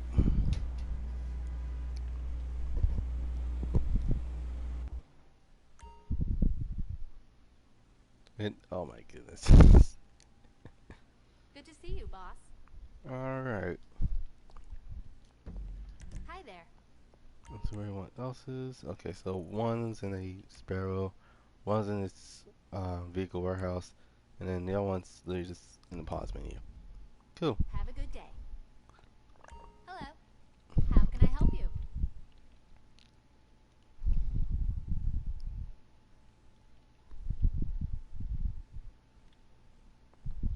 What can I do for you? How do you choose between your children? They're bringing Alright, the time personal for me to vehicle bring around in right now. my picador.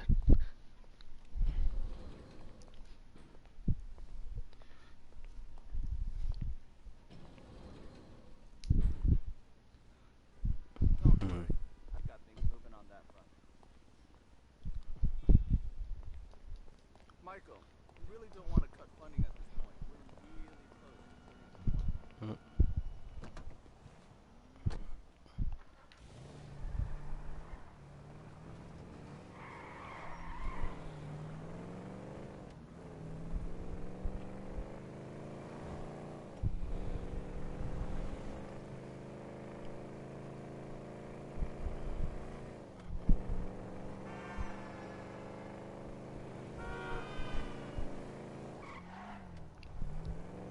You know what? Actually, I just thought about it. Let me talk about today's racing cliche, and then at least 5 minutes after, then it's going to be.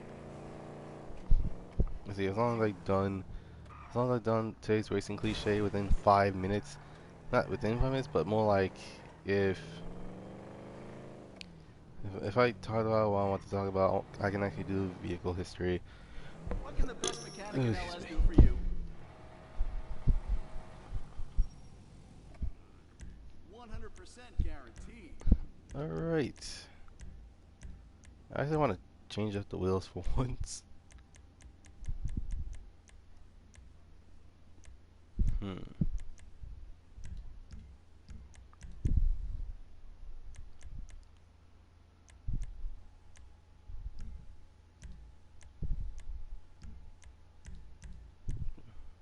Alright.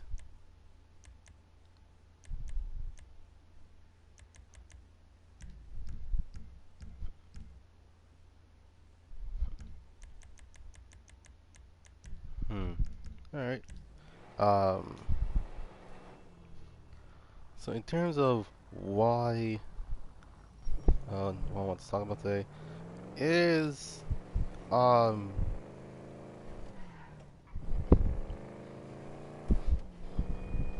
and this is something that I usually see every single time I actually go and do something, and that is, wait. Oh yeah, no, I'm not going through that. So there's that mess. No, what was I supposed to say? Oh yeah.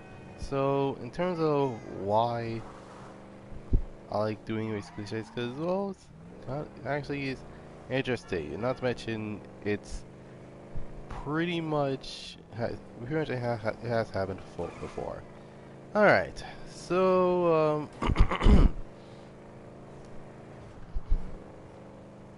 you know them and you love them, and well, a lot of people want to recreate them. And well, the one I'm talking about, I am talking about boss cars. Now, the boss car is essentially a modified to the point where it's actually recognized as their car. In fact, they're basically as memorable as the tutorial memorable as tutorial cars. In fact, I'm pretty sure I remember correctly, those cars are the reason why a lot of people want to actually buy them in real life. It's if because if anyone wants a boss car, they can actually get a boss car. For example, my favorite boss car is Ryo Watanabe's Evo, which the reason why I liked Evos in the first place.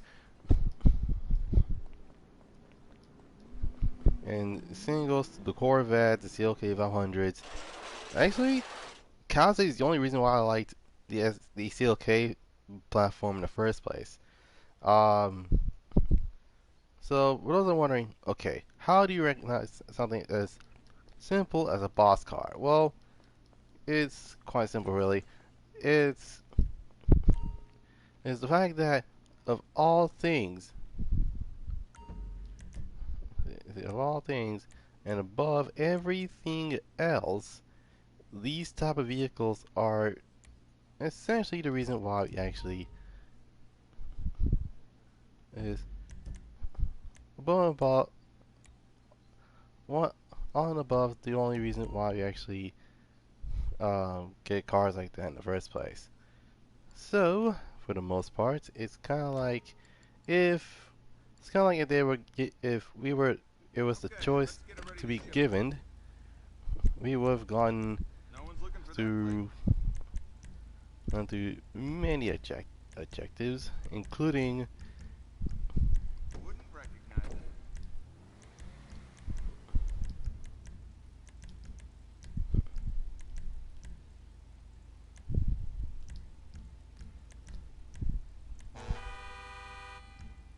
hmm,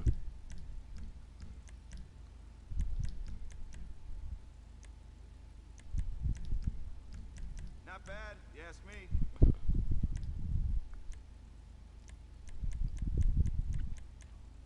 hmm.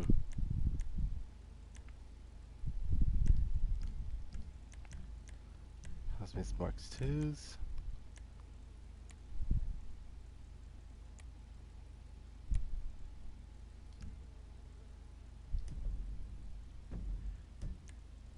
Hold on a moment. Okay, so he is part of the cab, except for this guy. Alright, what was I saying? Oh yeah. Wait, I think I talked about this before. I think it was when I was still streaming Gran Turismo that I talked about boss cars. But then again, I'm basically doing instead of and like boss cars, I meant every single boss car. Like I'm including the first boss car to the final boss car. So anyways, so wondering why is a boss car important? It's because of It's all or nothing because on of the this one. three. The work wasn't cheap. Get the car to the buyer clean. This should be a payday, people. Basically is known as the DLD. Basically, the driver, the driver for that race, the location of that race, and last but not least, um, hmm, how do I say this? It's and the difficulty of the race. And what makes the so you wonder, okay, what makes that boss car unique? Is that this is one of those cases where those cars are impossible to recreate. In fact, pretty sure I remember correctly, the easiest boss car to recreate will um not only be the player's M3, but Bowles' SLR McLaren's simple. And you wonder what's the hardest recreation I ever done in a racing game? Well, it's quite simple really. It's Kaze's it's Victory and literally Kaze's seal yeah, it's Kaze's Benz. And and was I wondering, okay, like Kaze made Blackness number 7? Yes I did. In fact, if I remember correctly, Kaze's Kaze's bike kit is actually Kaze's signature vehicle is a CLK 500, which is what I was wondering. It was at the time where Literally, if there's a sports car version of the C class and S classes, as well as the E class, it will have three layers instead of one. And depending on the engine, it actually has the numbers that it's represented. For example, the CLK 500 is a CLK with a 5-liter V8, which keep in mind, was one of those cases where the car actually sounded nice. Now, this is a big question. Why get a CLK 500? Of course. Well, unless someone hits me with a deal with a E55 AMG, then I would have been like, now I'm conflicted. Should I get? I don't know which one to get. Should I get a This is like? It would have been insane. Like, okay, should I get a CLK or should I get an E55? But it depends on the condition of the car and not to mention the cost, because depending on which bends that you're going for, it depends on the cost of the car. So let's say if the E55 is around 10 grand, but it Got what has you need, everything boss? you Some need, wheels? like a I can back bring 'em seat, around. some cargo space, and it has a supercharged V8. But at the same time, it's one of those cases where it's like, okay, this might not, this might get ugly. I'll bring it to you. Okay, I got stuff to do.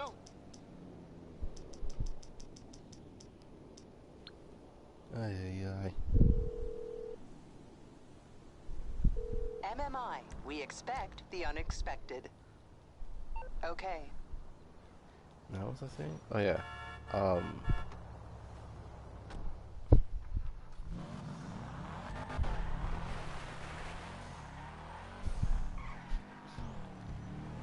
It's not. I already know that this car is gonna be the next one on this list right after next week, which I believe will have been actually yeah, next week is a full-on Fast and Furious week.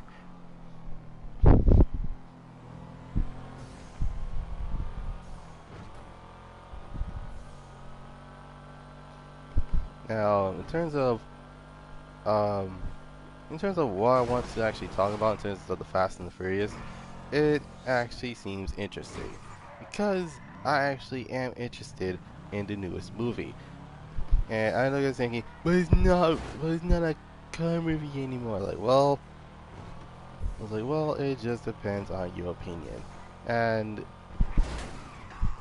the thing is, at this point, the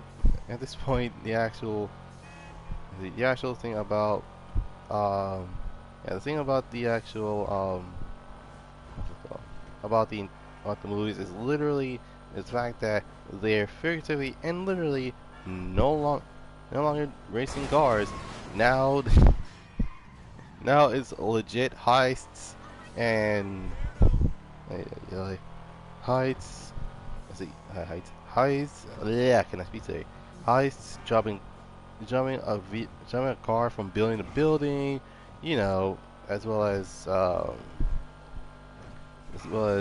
have so much has so much heat on the vehicle that you have a homing missile track you down and blow up the submarine, and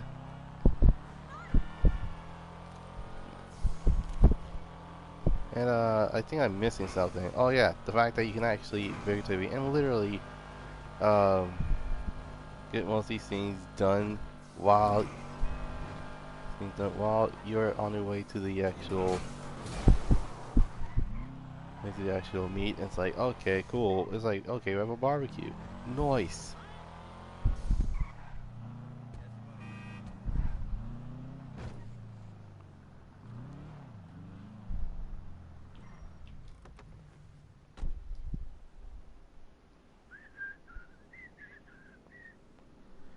Alrighty then.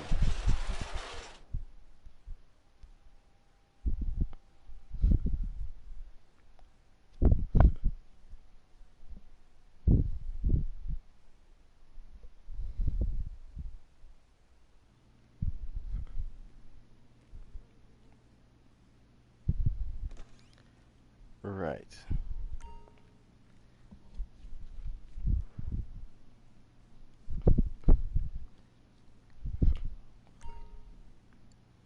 I complete a collection. Let me guess. Yep, I knew it. This is um. So, for those are wondering, okay, which one actually has the most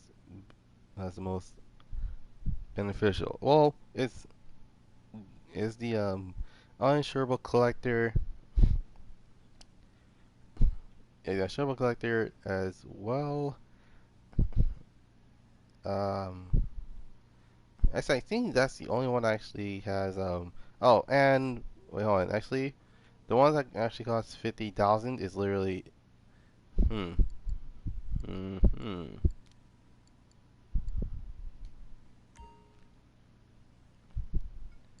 Okay, let me just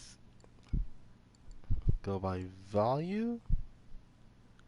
Okay. Okay, I see. I see.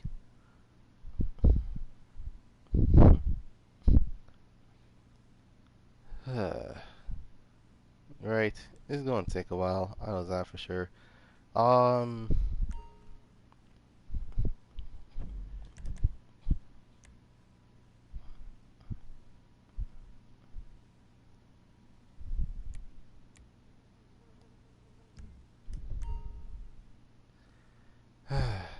Well, now, when it comes to boss cars, they're either really easy or really difficult. Now, in terms of why I say really easy, is because of a couple of games I played that even though they're bosses, the bosses are ridiculously easy. All right, take Need for Speed Pro Street for example. You can easily cheese the kings. How? Well, it's quite simple really. It depends on what kind of vehicles you're in. And the thing is, I'm actually surprised that the highest, like literally the fastest vehicle in their entire team is not the leader, which actually baffles me. Because, alright, so what else I'm wondering, okay, what vehicles, what is their fastest vehicle in their group? Okay,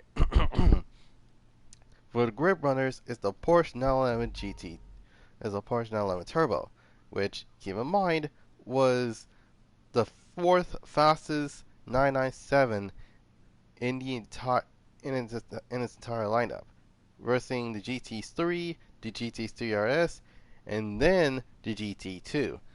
Now, you guys wondering, okay, what about say, okay, that makes no sense. And you're wondering what the boss drives? He drives the M3, which, keep in mind, was new. So not only there was a new Evo, but was also a new GTR and a new M3 at the time when that game came out.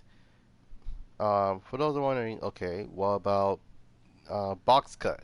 Box Cut's fastest vehicle is a Pagani Zonda F, which other than being the most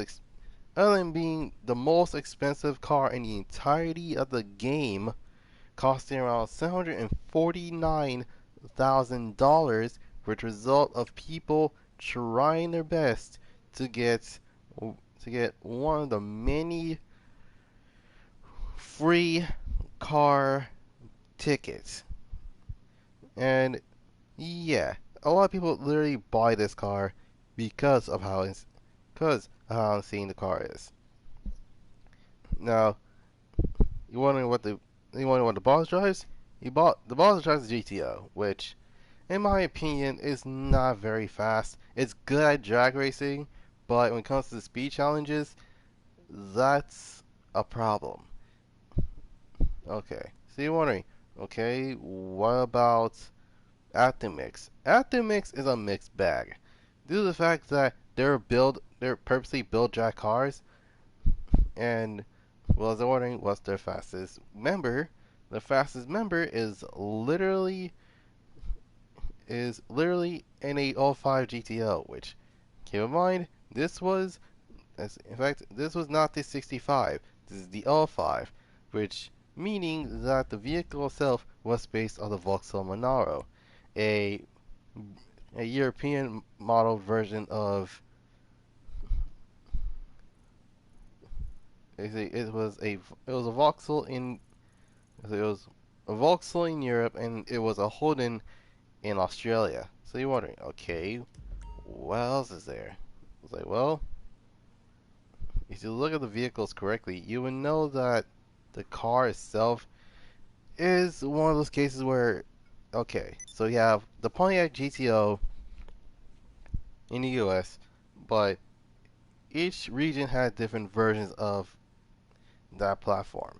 The Australians gave us the Holden Monaro, as well as the European countries. But in terms of the European countries, they gave it to Vauxhall. And for those that are wondering, Vauxhall was Holden, but in the UK, as well as many other countries.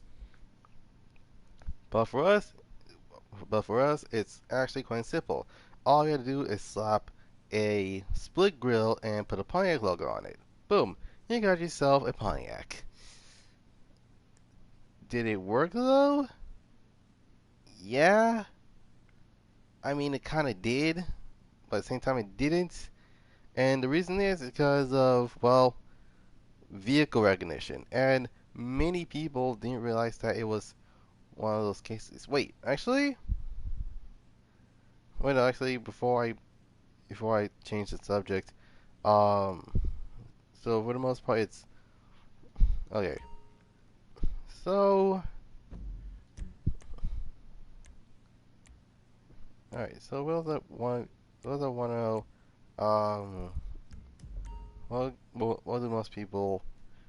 Okay, so in terms of at the mix, the fastest vehicle is the L5 GTO, and then in terms of the Drift King, I think the Drift King had the best vehicle. Why? Quite simple, really. The RX-7 was made to be a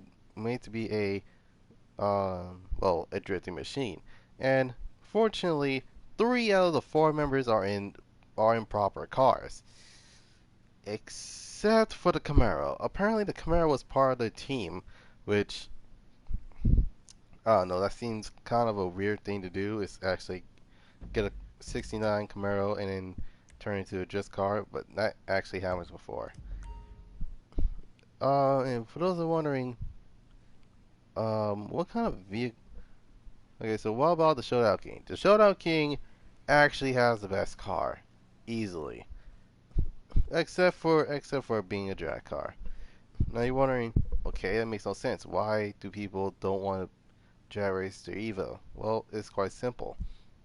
The Evo itself is one of the many cars that you need the second upgrade in order for the car to actually, you know, shift properly.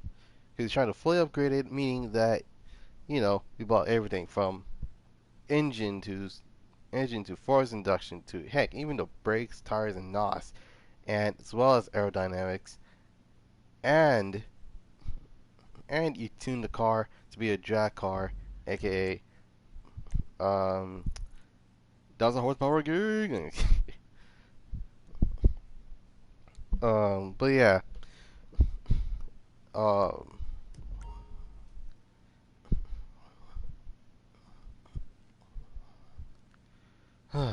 anyway, and the thing is, I believe when I say that, I actually want to talk about another racing cliche. And for those that are wondering, it's not a bad cliche. It's actually a good cliche for once. It is brand recognition. Now, for those that don't know, what the heck is brand recognition? Brand recognition is when you actually ask a gaming company and their studio to actually add your brand, aka if you aka um, many people requested the new wipe, like for example, Forza Horizon. Here's a regular example. Forza Horizon 5 has some stuff from Street Fighter and Street Hunter, which including the CA Corvette, as well as that Evo as well as well the Street in terms of Street Fighter, you've seen the Evo, and in terms of Street Hunter, you see a C8, and um now here is what I'm also hoping is the fact that since they've finally gotten, and actually it's actually a good question, are we going to be able to actually get the facelifted version of the car we wanted, aka the facelift version of um what's that called?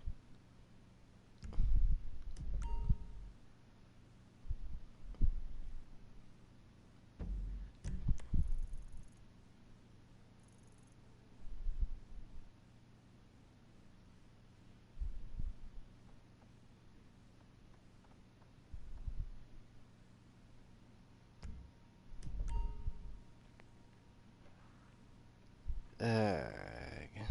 Hold on.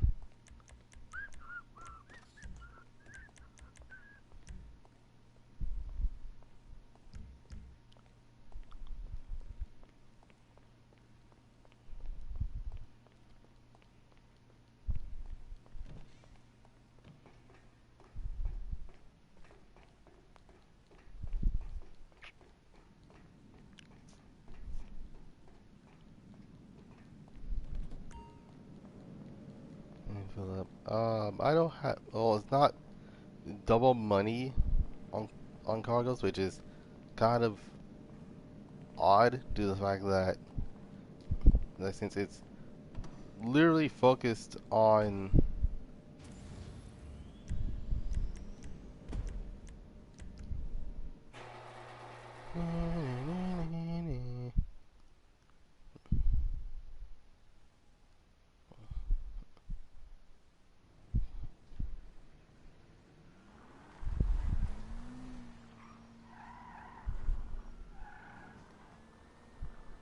You fucking putos are pissing me off.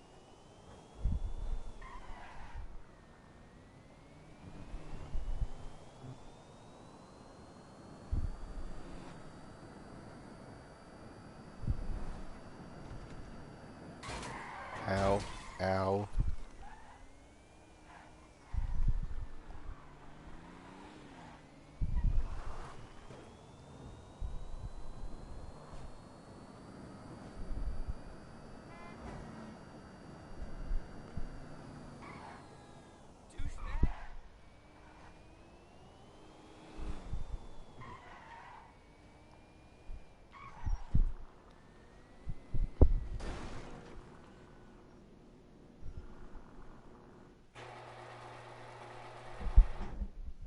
Well, he's taking good. Alright.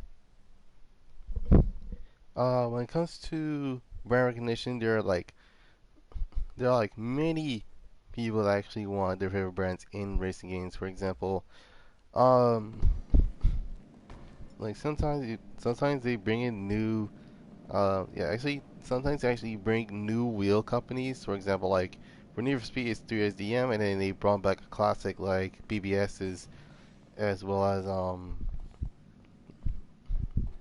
it was as well as they bring in new wheels, like for example 5052s, as well as some new rotor forms that we had the same, I believe it was the same 5 for the past 2 years. Was it not 2 years? The past 2 games. So there's that. Wait, what the dude? Okay.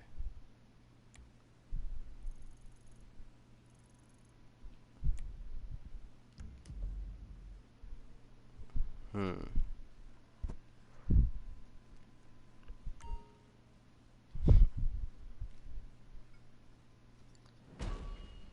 God dang it! It's still a minute.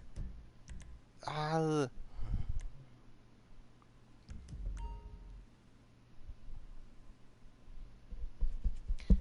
All right.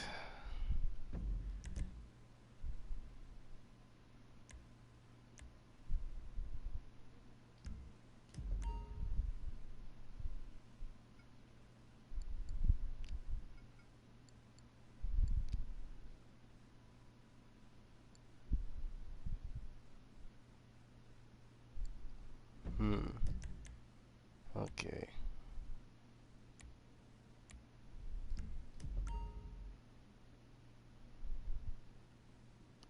Alright. So for the most part, the actual brand recognition actually has some pros and cons. The pros is that you'll be basically known for the person that actually made this brand, and they will buy parts. And not to mention if the dream build involves your product, so like for example, oh, excuse me. For example, like they want to have let's see, um, the craziest part is that it would have been like for example, let's say that one person wants to actually want to live out their first car to actually buy by themselves, which in that case it would have been a um I mean it would have been either BRZ or FRS or heck even a G37 because obviously it has Look at me, Mama. um Printing license plates for a living. so yeah it would have been so yeah it's interesting to see that many including myself, being that they, that were able to actually build their dream cars using their body Still work a kits. spray So, can. so most likely, thank you, um, Street Fighter LA for actually um, for them to adding Street Fighter LA to the game, so that way I can actually build my dream Evo.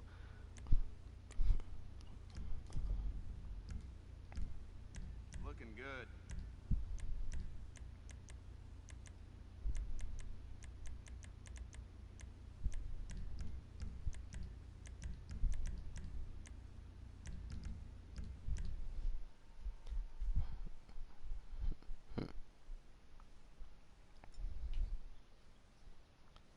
All right.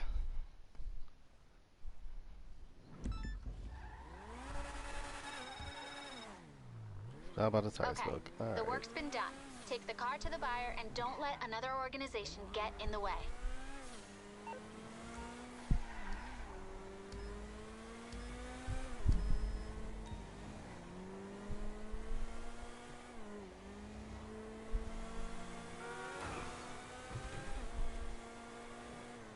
All right.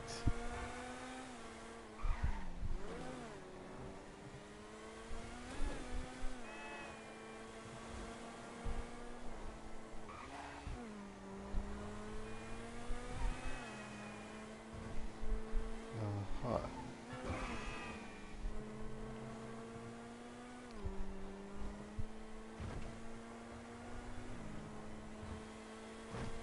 All right.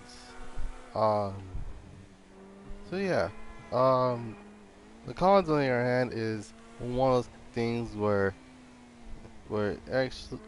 in terms of what could be the cons of brand recognition, and it's that the fact that in order to actually add your own product a pr- to add a product to the game that you want your product to represent, unfortunately, it can actually be limited. For example, Rocket Bunny, even though there are a lot of cars that actually has a lot of cars that actually came with actually not came that actually has the that actually has the basically the knowledge to actually add a Rocket Bunny or Pandem kit on cars. Unfortunately, for most people, for example, let's say they want to build up a Pandem S2000 that they had in Series R2.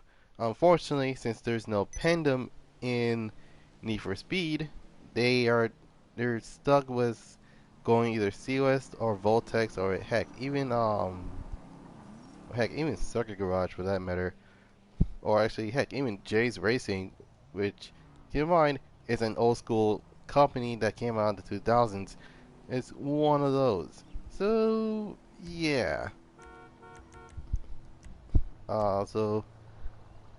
So for you future racing game developers, if you want to add, if you Well want, done. you want to see some brand recognition, take notes on Need for Speed as well as the Forza games and especially Gran Turismo. Anyways, that's today's racing cliche.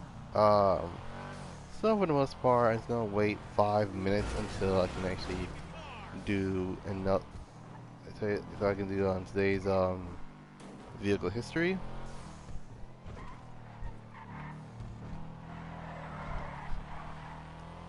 And I have not seen anybody talking about these cars lately, so there's that. So yeah, plenty for to do. So once it hits the once it hits the at least the 3 hour and 55 mark, I'm going to talk about today's vehicle history. And this vehicle is so this vehicle is so important that no one has talked about it yet. Well, unless Don't Let Me actually already did a up to speed on the vehicle, which I don't think they did yet, but Don't Let Me, please do the please do the Nova. Like like it's literally it's literally the little brother to the El Camino, and even a baby brother to the Impala. So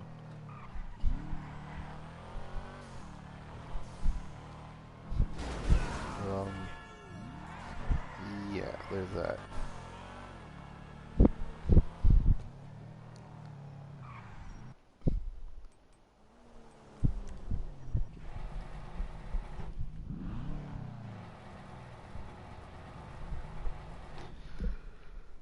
My goodness.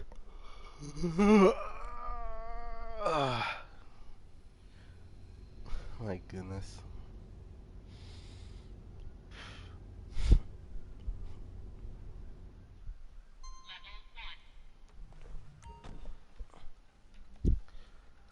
All right. Um.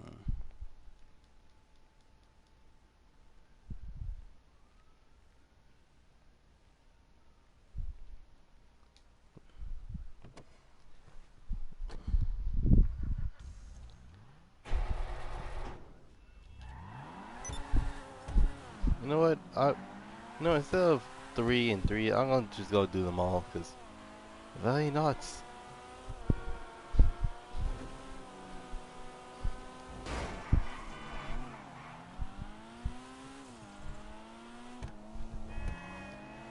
All right. So, like I said, the actual goal for the stream to actually reach over at least to actually reach around at least more than 4 mil. Like I'm more than 4 mil. Like in terms of um how many vehicles are left, okay, so the vehicles I sold and it as follows: sold the Z Type and I had to do something, came back, so I sold the Z-Type and I recently sold the FMJ. So that's 2 out of the 6 cars that I sold so far.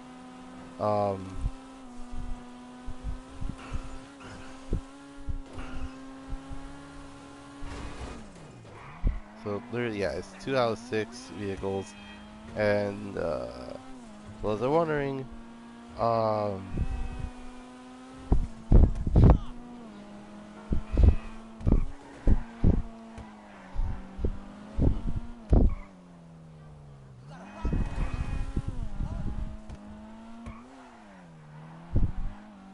hmm.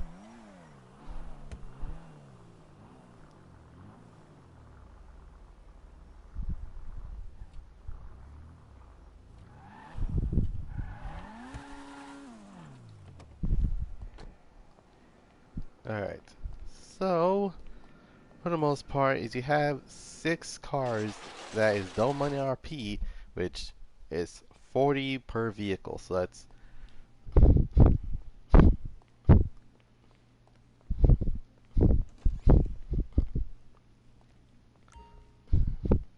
so literally, um,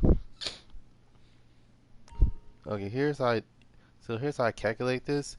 So I literally go by range, and these are the only 4 I have left.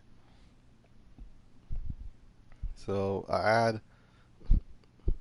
Okay, so for the most part, it's 200, 400, 600, $800, and that's adding 300. Okay, so literally it's 40 grand per car. So yeah, it's 80 grand. 80 grand. It's okay. So here's the thing. When it comes to like the 200, you instead of okay. So for the most part, originally it's 80.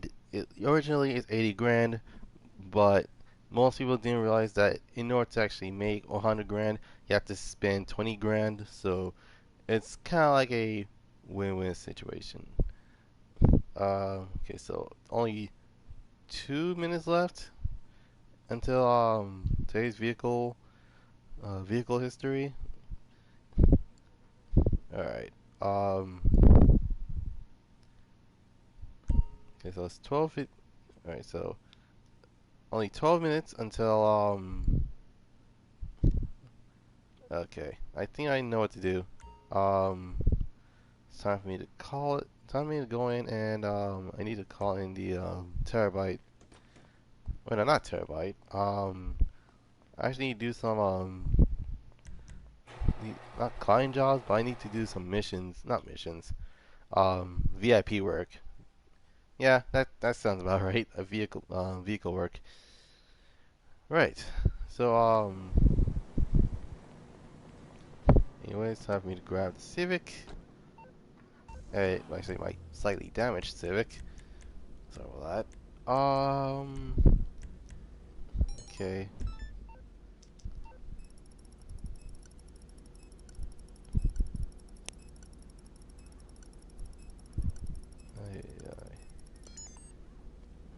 Okay, so the first one's in 387 miles. Okay. Oh, okay.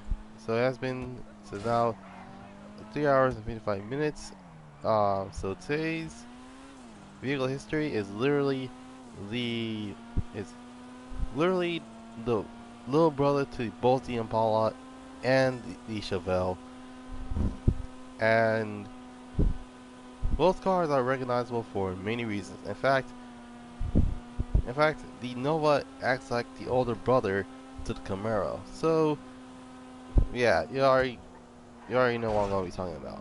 So today's vehicle history, I'm gonna be talking about the Chevrolet Nova, or AKA I think it's called Plant Arcadia. I can't remember. No, it's not Arcadia. It's the I forgot what it was called, but it was British Columbian, the British Canadian version of the Nova. I can't remember, but yeah. Without further ado, let's get started on today's vehicle. So where do we start? We start in the 1960s, where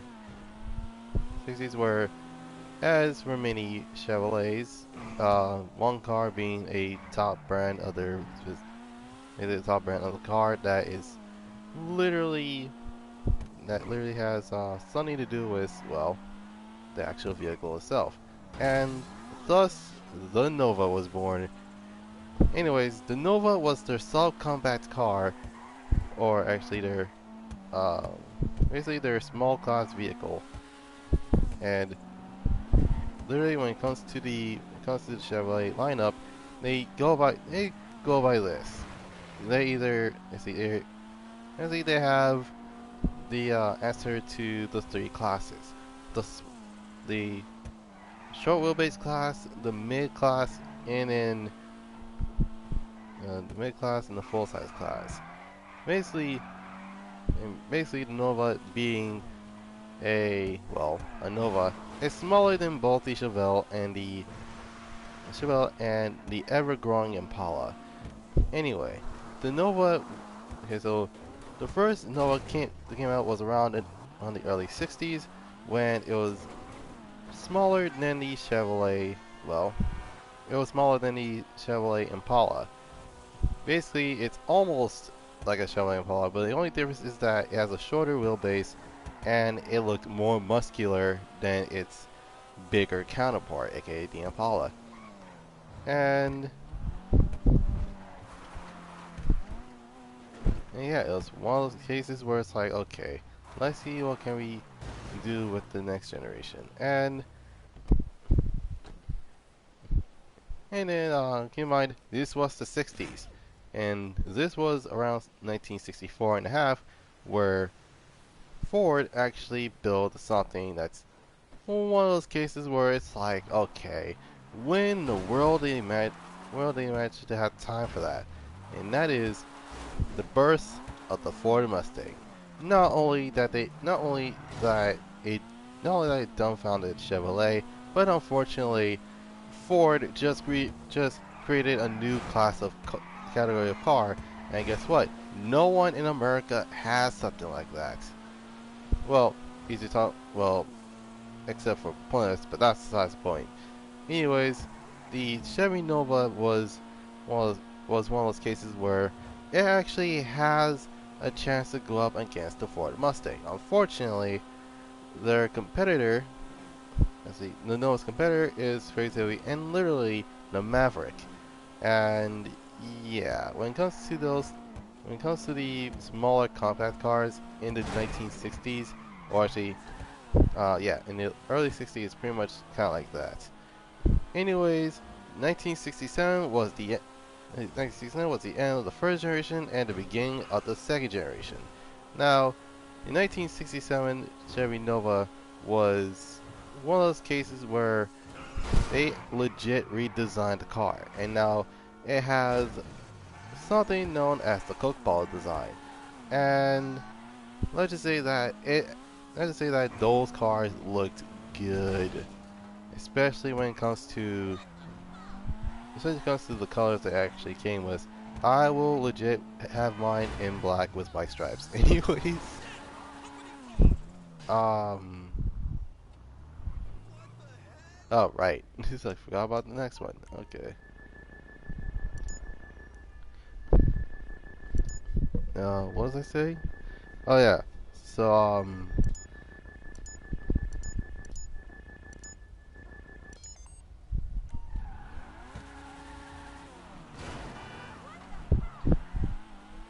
so I thought it was one package, but yep.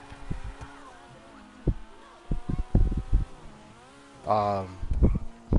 Anyways, so in terms of the second generation Nova, dear Lord, it gets interesting.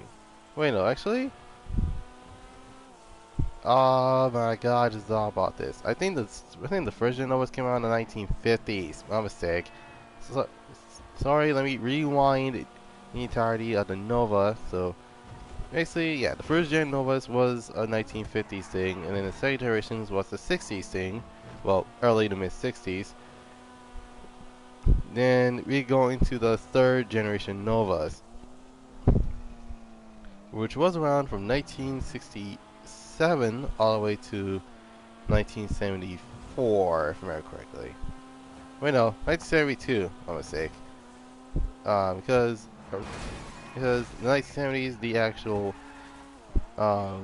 headliner got bigger and the windows got bigger as well. Anyways, so for those who are wondering, okay, why is the Nova important? Because the Nova was the only vehicle that was able to actually get both options. And before you guys clap me out in the comments, hear me out.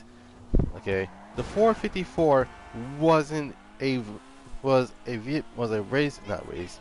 It was a big V8 that, and actually here's the thing. Unfortunately, the only time that you could actually swap in a 450, have a 454 powered Nova instead of you swapped it in because I do believe, if I remember correctly, the 454 wasn't available for most cars, and that will include things such as the not the Evo. That includes things such as a bigger motor or a tuned up 350, and you can even heck you can even have a inline. I think it's an inline six from the 70s Bel Air. And unfortunately, due to the fact that it was only the third generation of the Chevy Nova, where it actually had something happen to it. Oh, right, aka the gas crisis. So here's the thing. There are two things that you must know when it comes to a vehicle. It is known as a crisis. Basically, in terms of why the gas crisis happened, is because hmm, I do believe, okay, if I remember correctly, it was due to the fact the fact that literally there was no oil to actually come across. So literally, unfortunately, due to the fact that big engine muscle cars actually drank up a lot of the gas. And what I was wondering, no, trucks did not count due to the fact that the trucks already had bigger motors. But it was the fact that the muscle cars were drinking up way too much gas. Man, and keep in mind, okay, so so for those that want to know what I can actually compare this to, it's kind of like, okay,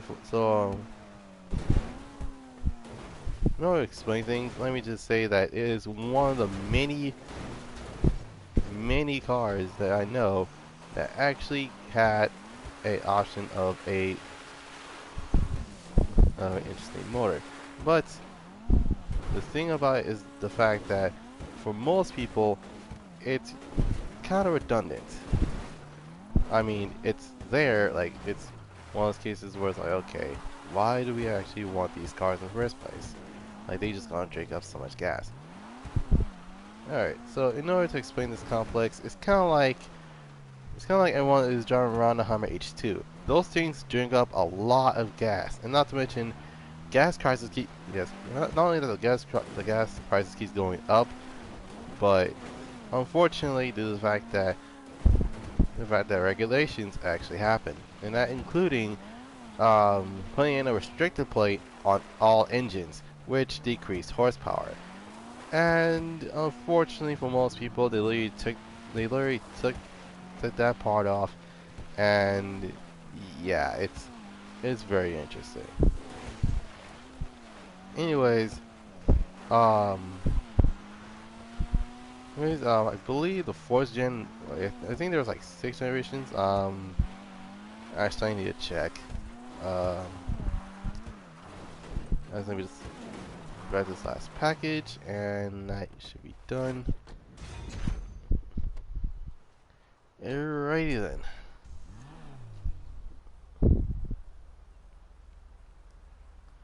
Okay, let's see.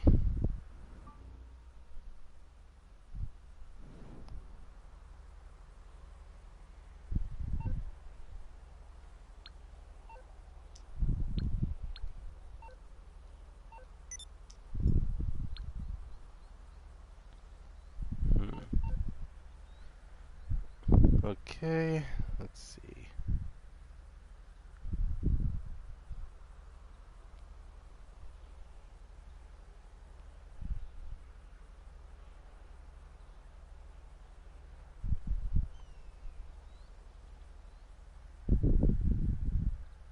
Okay, yeah, there are 6 generations.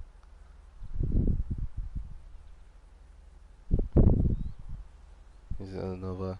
Oh, actually, never mind. Ah, great. Sorry about this. Let me just rewind it back because it didn't start around the 50s. It's legit started around the 60s. Started around 61 and then ended in 65. Same generation is basically the same thing, but except the second generation came out from 1965 to 1967, which is a very short time span. Anyways, in the third generation, it was from 1967 all the way to 1972, and basically the facelifted version of it, which would have been known as the fourth generation, which legit came out from 1972 to 1974, so another lifespan that's really short. Anyways, the fifth generation Chevy Novas was around 1974 to 1979, and let's just say that the cars themselves, even though they don't look good, it's not their fault, okay? It was the 70s, and it was one of those cases where they do not want to, not want their cars broke down and drink so much gas. So, in terms of what kind of vehicle it is, and not to mention, fourth gen Novas are going for cheap. Like, it was already seeing how different it was for everyone else. But so those are wondering, okay, which one's which again? Okay, so I think the most popular one is legit the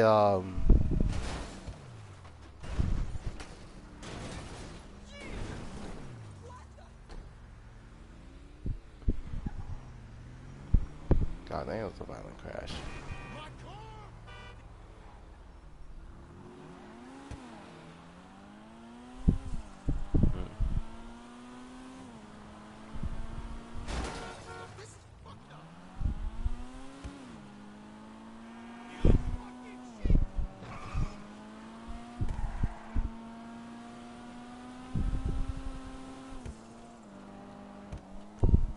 They have access to the base. Let them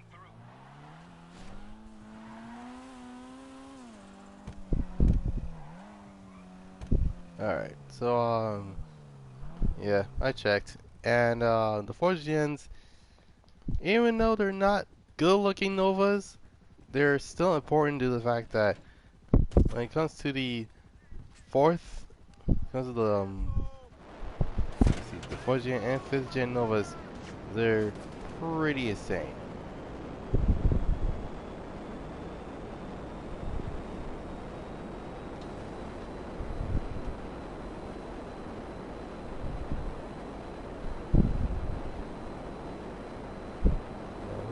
Oh yeah.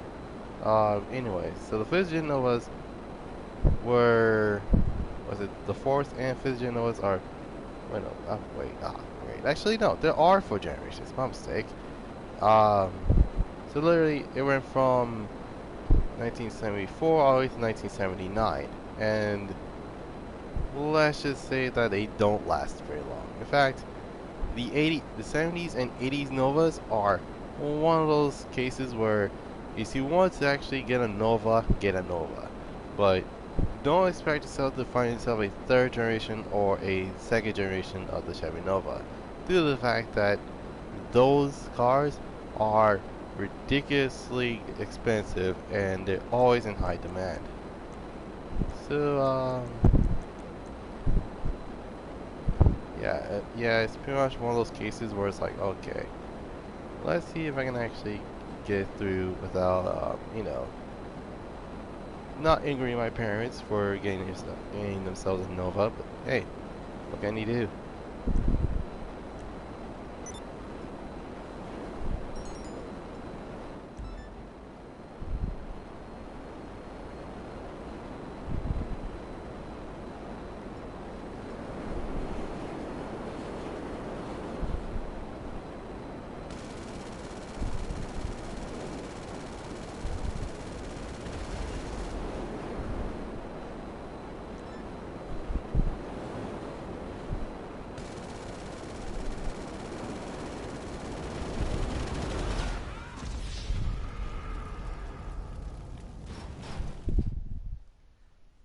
Huh.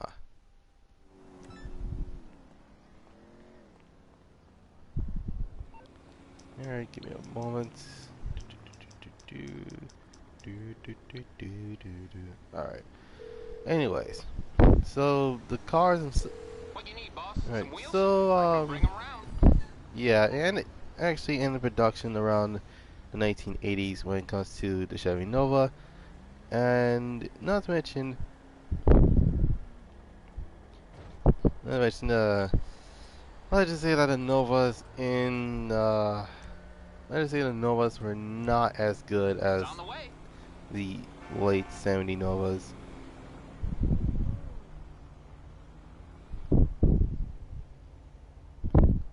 I mean, then again, it was the 80s, and they think, oh my goodness, I got myself an 80s Nova. But in actuality, the coolest ones are the ones that actually came out of the 60s, the 70s. You see, came out around the 1960s and the 1970s.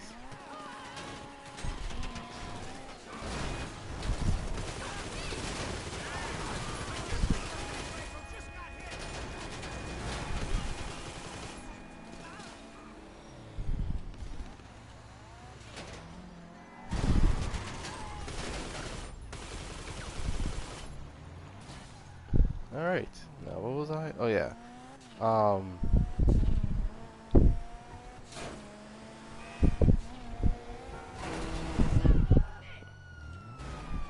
Yes, in fact, Chevy kind of killed off the Nova by having the design like that and expecting people to think it's a Nova.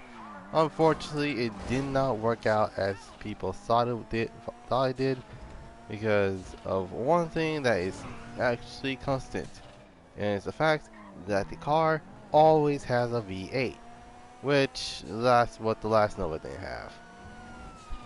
But in any case, um,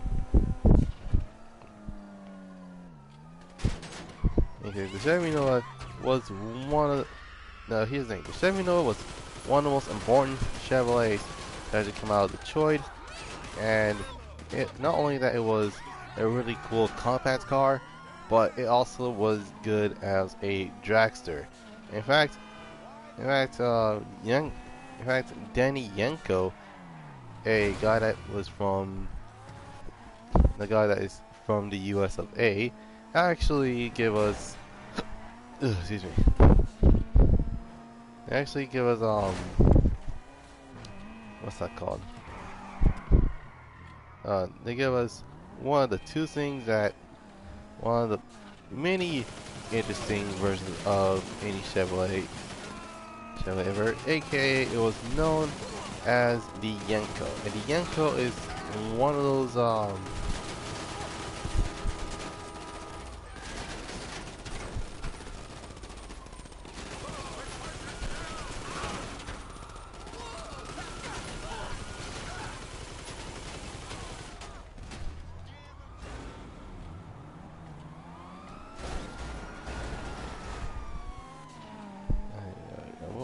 what was I? Oh yeah. So the car itself is very important for many reasons, and if anything, this was many people's dream cars. That it actually, that all they want was an early 70s or late 60s Chevy Nova, aka the second generation and the third generation. And what can we say? It was an interesting lineup for what we have. And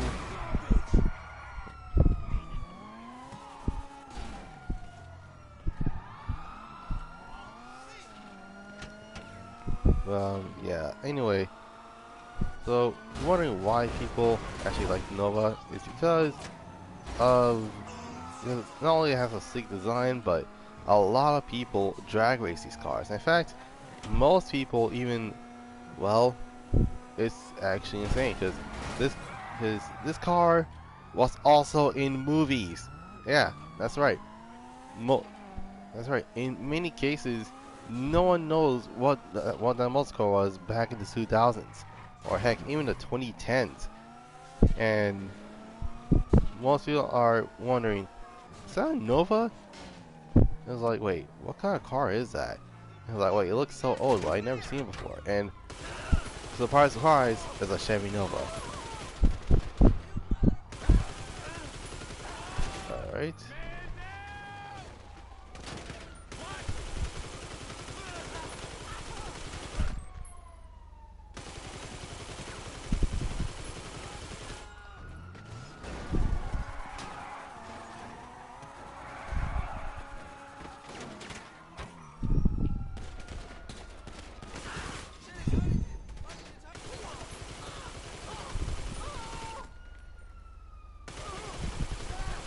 And there we go. Alright. Wait, hold on. Testing, testing.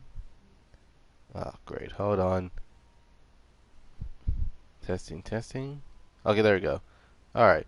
I just need to make sure.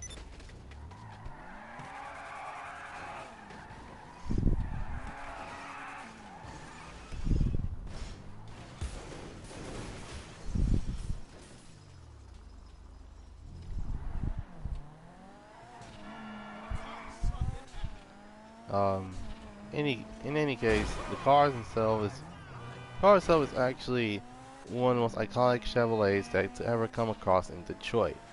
And not to mention those, and in fact, I actually saw one at class before. Uh, and yeah, this student was actually a really chill guy.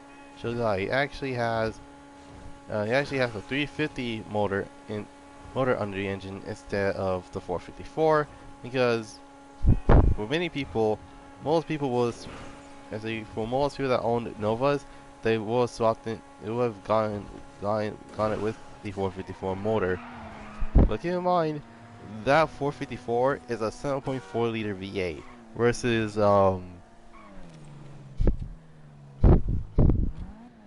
versus the versus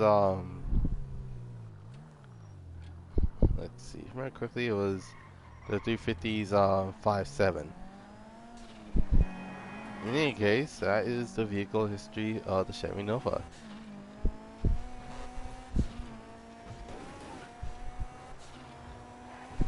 Alright. Oh god. Got it.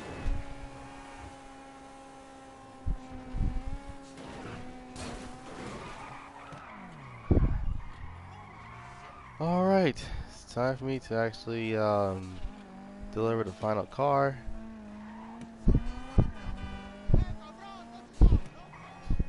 Also, keep in mind I'm actually doing every single thing that I need to actually, you know, had the time actually reset it. So that includes let's see, have the timer go down. So that including doing either client jobs or CEO work.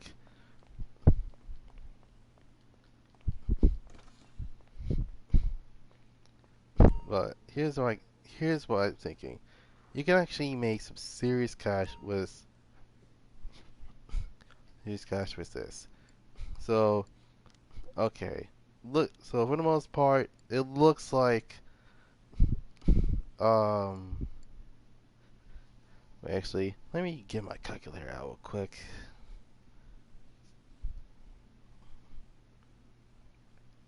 Okay, so if I remember correctly, okay, so I have, let's see, I have this amount.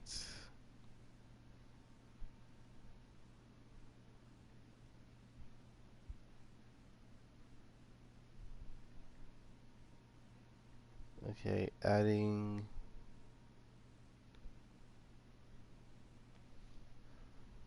Yeah.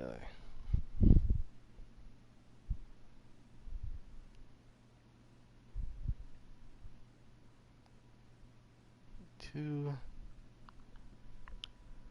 Okay, so overall I have $431,000, and then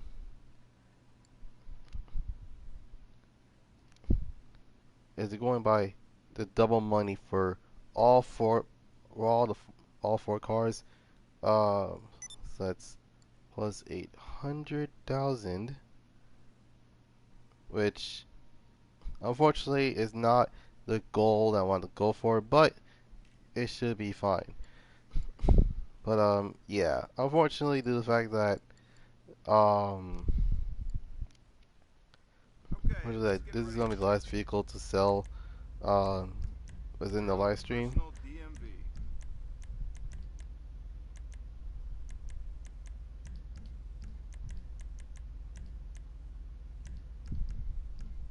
Look at that finish.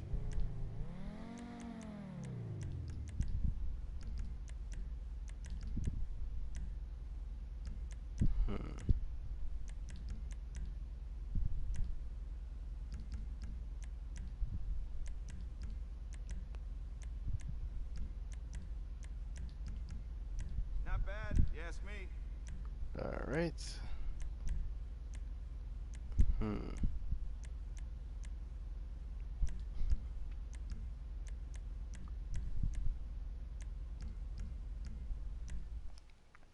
I don't mind the wheels at all. Actually, it looks pretty cool. Cause I don't mind the color of it, but still. Anyway.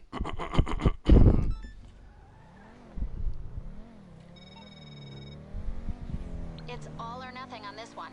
The work wasn't cheap. Get the car to the buyer clean. This should be a payday, people.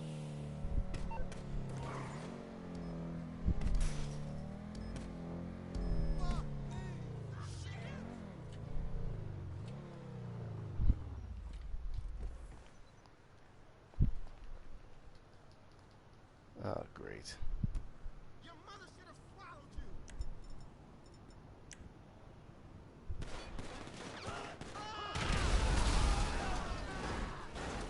Oh shoot! No, no, no, no, no, no.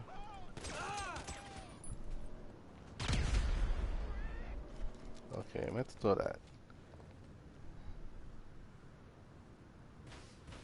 Uh-huh.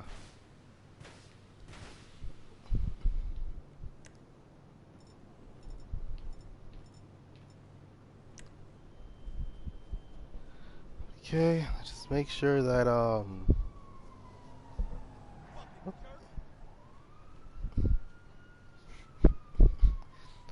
alright.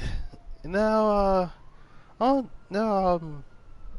for the most part, it's time for me to talk about something that's been in my mind for a while. And something that's on my mind for a little bit, and it will speak to be literally known as basically the Sun RS.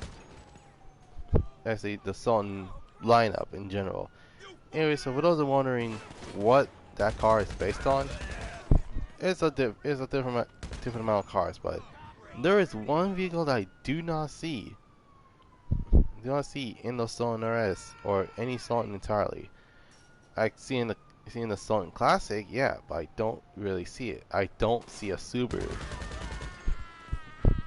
When it comes to cars like, you know,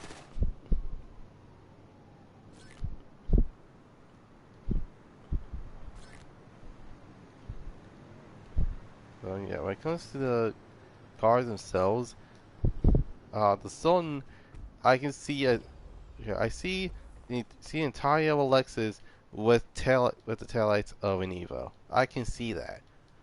But when it comes to parts of a Subaru, I have absolutely no clue.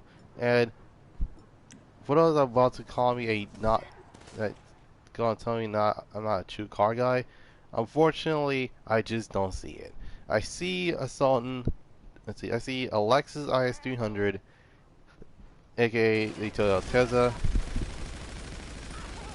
I also see some Evo in there, but I just don't see a I just don't see a Subaru. I don't see a Direct STI.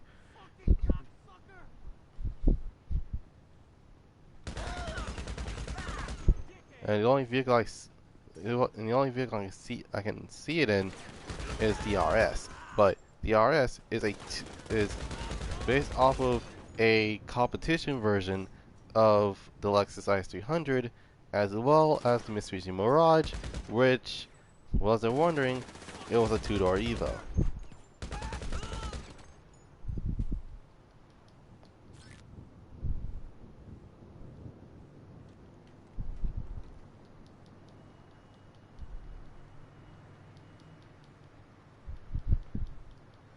Ay, ay.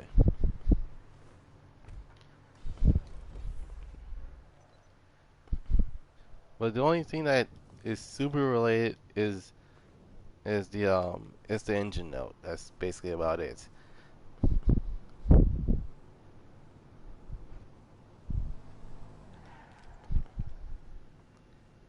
How in the world do you miss me that badly?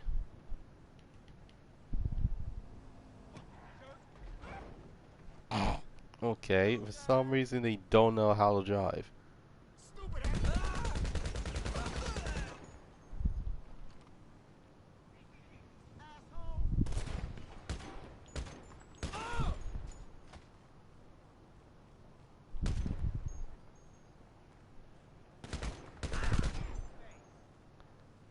Okay.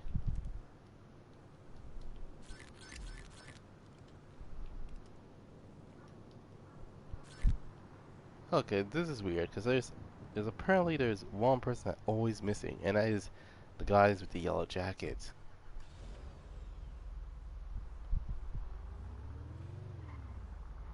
I'm thinking that's the last. Thinking that's the last of them. I don't know.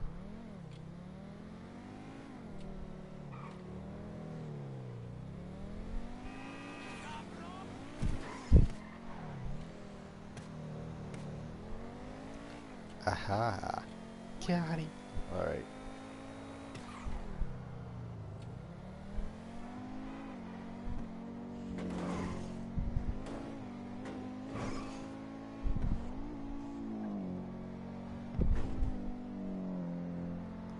Alright.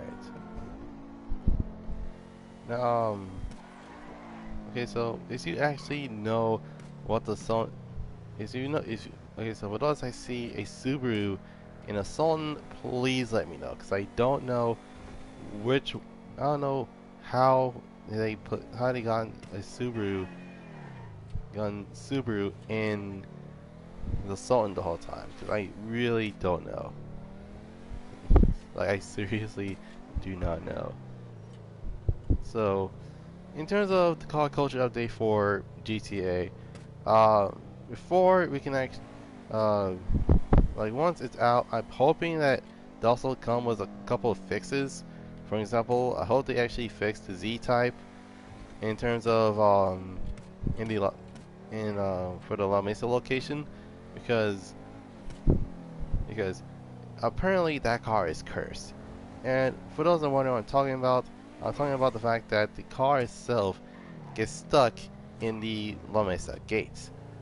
And I am not kidding when I say that. Like, I am not kidding when I say it. Like, no joke. It's the reason why I didn't go for. Let's see. There's a reason why I did. So the only reason why I didn't go for that one is because of three things. And those three things are the fact that there was someone in the lobby, so I'm good. Um,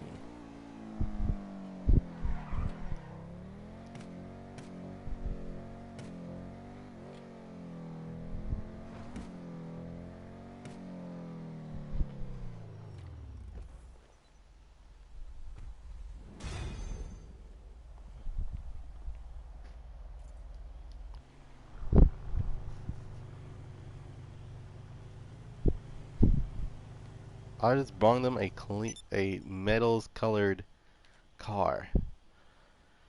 Ay, ay.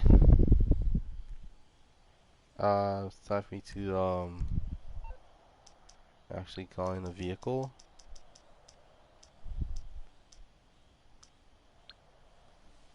My goodness, I cannot believe.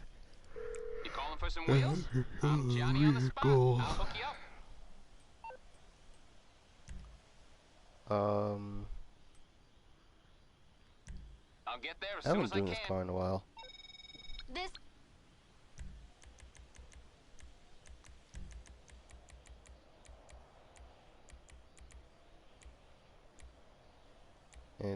Oh, for God's sake, why is it all the way over there? In fact, why is it all the way over there? You're supposed to spawn it close, not spawning where I have to literally run to the car. Like, golly. Hold on.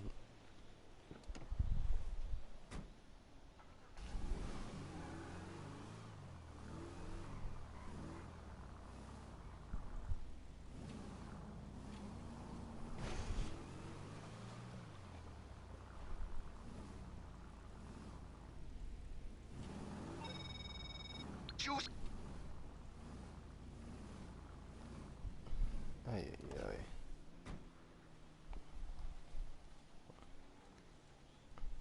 Alright. I can. Alright.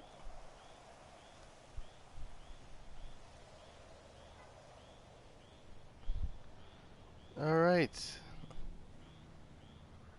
Hope you guys enjoyed this live stream. Leave a like, subscribe, comment down below what you want to see next. You can follow me on Instagram at Goddrifter247sun Production. You can follow me on Twitter at GD247s. Last certainly not least, you can check my Discord at Goddrifter247sun Productions Garage Museum.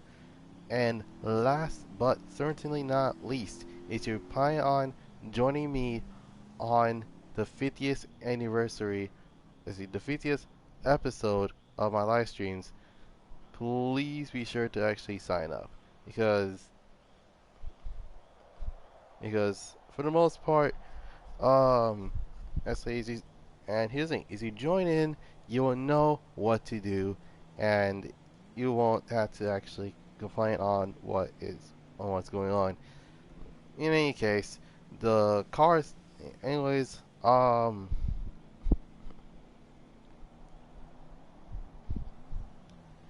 let's see. In any case, oh,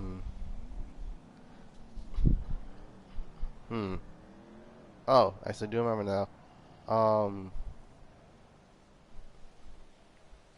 Basically, in order to actually sign up, just go into either the general or, yeah, either general chat or the CarX, or the CarX Just Racing tab. So that way, also make sure to DM me the picture of the car, so that way I can actually put it in and see what the car is sponsored by. Please, please let me know when please let me know when you actually send me the pic, so that way I can actually take a look at the vehicle that you're going for. Um, and please, and I actually do ask that you actually keep this appropriate, because if I see a number or let's see, if I see a number or a sponsor that's really inappropriate, I will have to ask you to change it. Okay, so without any further ado, hope you guys have a dope Thursday. This is Gotcha signing off, and I'll see you guys next time. Oh, and tomorrow is Need for Speed Chill Day, so uh, anyways, this Gotcha signing off, and I'll see you guys next time. Peace.